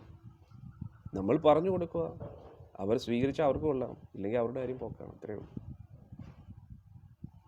അവരുടെ ബന്ധു വേണ്ട, നമ്മളൊന്നും നരകത്തിൽ പോകത്തില്ല. നമ്മൾ ഭക്തരായതുകൊണ്ട് ചിലപ്പോൾ അവർക്ക് എന്തെങ്കിലും കൺസെഷൻ കിട്ടും. അതുകൊണ്ട് എല്ലാം കൊണ്ടും നമ്മുടെ കാര്യം സേഫാണ്. അത് ഉറപ്പ് വരുത്തുക. അല്ലാതെ മറ്റുള്ളവർ ഭക്തിയിൽ വരുന്നില്ല എന്ന് പറഞ്ഞ് വിഷമിക്കേണ്ട. നമ്മൾ അവർക്ക് അവസരം കൊടുക്കുക. അവർ കേട്ടില്ലെങ്കിൽ അവരുടെ പ്രശ്നം. പക്ഷേ നമ്മൾ സ്വാർത്ഥരാകാൻ പാടില്ല. കാരണം എന്താ? ഭഗവാൻ നമുക്ക് കാരുണ്യം നൽകി, അല്ലേ? നമുക്ക് വേണ്ടി നമ്മൾ ഭക്തരാകണമെന്ന് ഒരു ഭക്തൻ ആഗ്രഹിച്ചുകൊണ്ടല്ലേ നമ്മളും ഭക്തിയിൽ വന്നത്. അതേപോലെ പ്രഭുപാദ്ജിയുടെ ആഗ്രഹപ്രകാരം ഈ ഒരു പ്രചരണം മുന്നോട്ട് വരുന്നു, ഗുരു മഹാരാജിൻ്റെ ആഗ്രഹപ്രകാരം. അന്നേരം ആ ഗുരു പരമ്പരയുടെ അനുഗ്രഹവും കാരുണ്യമാണ് നമുക്ക് ലഭിച്ചിരിക്കുന്നത്. അതുകൊണ്ട് നമ്മൾ ശ്രമിക്കണം, എല്ലാവർക്കും അവസരം കൊടുക്കണം. സ്വീകരിക്കാൻ പറ്റുന്നവർ സ്വീകരിക്കട്ടെ, പക്ഷേ അവർക്ക് സ്വീകരിക്കാൻ പറ്റുന്ന രീതിയിൽ അവതരിപ്പിക്കണം കൃഷ്ണാവബോധം. അതാണ് ഒരു പ്രചാരകൻ്റെ കഴിവ്. അതായത് കേൾക്കുന്നവർക്ക് ഏറ്റവും ലളിതമായിട്ട് തോന്നണം, ആർക്കും അത് സ്വീകരിക്കാൻ പറ്റണം. അതാണ് ഒരു പ്രചാരകൻ. അതാണ് പ്രഭുപാദ്ജിയുടെയും ഗുരു മഹാരാജിൻ്റെയും കഴിവ്. ആ ഗുരു മഹാരാജിൻ്റെയും പ്രഭുപാദ്ജിയുടെയൊക്കെ ലെക്ചർ കേട്ട് കഴിഞ്ഞാൽ തോന്നും, ഇത്രയും എളുപ്പമാണല്ലേ ഭക്തി എന്ന് തോന്നും. അതായത് വലിയ കഠിനമായിട്ടുള്ള തത്വങ്ങളൊക്കെ ഏറ്റവും ലളിതമായിട്ടുള്ള ഭാഷയിൽ അത് ആ ഒരു വ്യക്തികളുടെ ഹൃദയത്തിലോട്ട് കയറിപ്പോകണം. അവർക്ക് പ്രതീക്ഷകൾ ലഭിക്കണം ഭക്തിയിൽ. അതാണ് ഒരു പ്രചാരകൻ്റെ കഴിവ്. അല്ലാതെ നമ്മൾ നമുക്ക് പോലും മനസ്സിലാവാത്ത കുറേ തത്വങ്ങൾ അങ്ങോട്ട് പറഞ്ഞിട്ട് ജപിക്കെന്ന് പറഞ്ഞാൽ എവിടെ നിന്ന് ജപിക്കാനുള്ളൂ? നമുക്കേ മനസ്സിലായിട്ടില്ല, പിന്നെ എങ്ങനെയാണ് മറ്റുള്ളവർക്ക് മനസ്സിലാവുന്നു? അതുകൊണ്ട് നമുക്ക് മനസ്സിലായ കാര്യങ്ങൾ വളരെ സിമ്പിളായിട്ട് സന്തോഷത്തോടു കൂടി, വിശ്വാസത്തോടു കൂടി, ഭക്തിയോടുകൂടി ചിരിച്ചുകൊണ്ട് പറയുക. നമുക്കേ ചിരിക്കാൻ താല്പര്യമില്ല, ചിരിക്കാതെ ഒരു ചിരിയില്ല, ഒന്നുമില്ല. നമുക്കേ ഭക്തിയിൽ സന്തോഷമില്ലെങ്കിൽ പിന്നെ മറ്റുള്ളവർക്ക് എങ്ങനെയാണ് സന്തോഷം കിട്ടുന്നത്?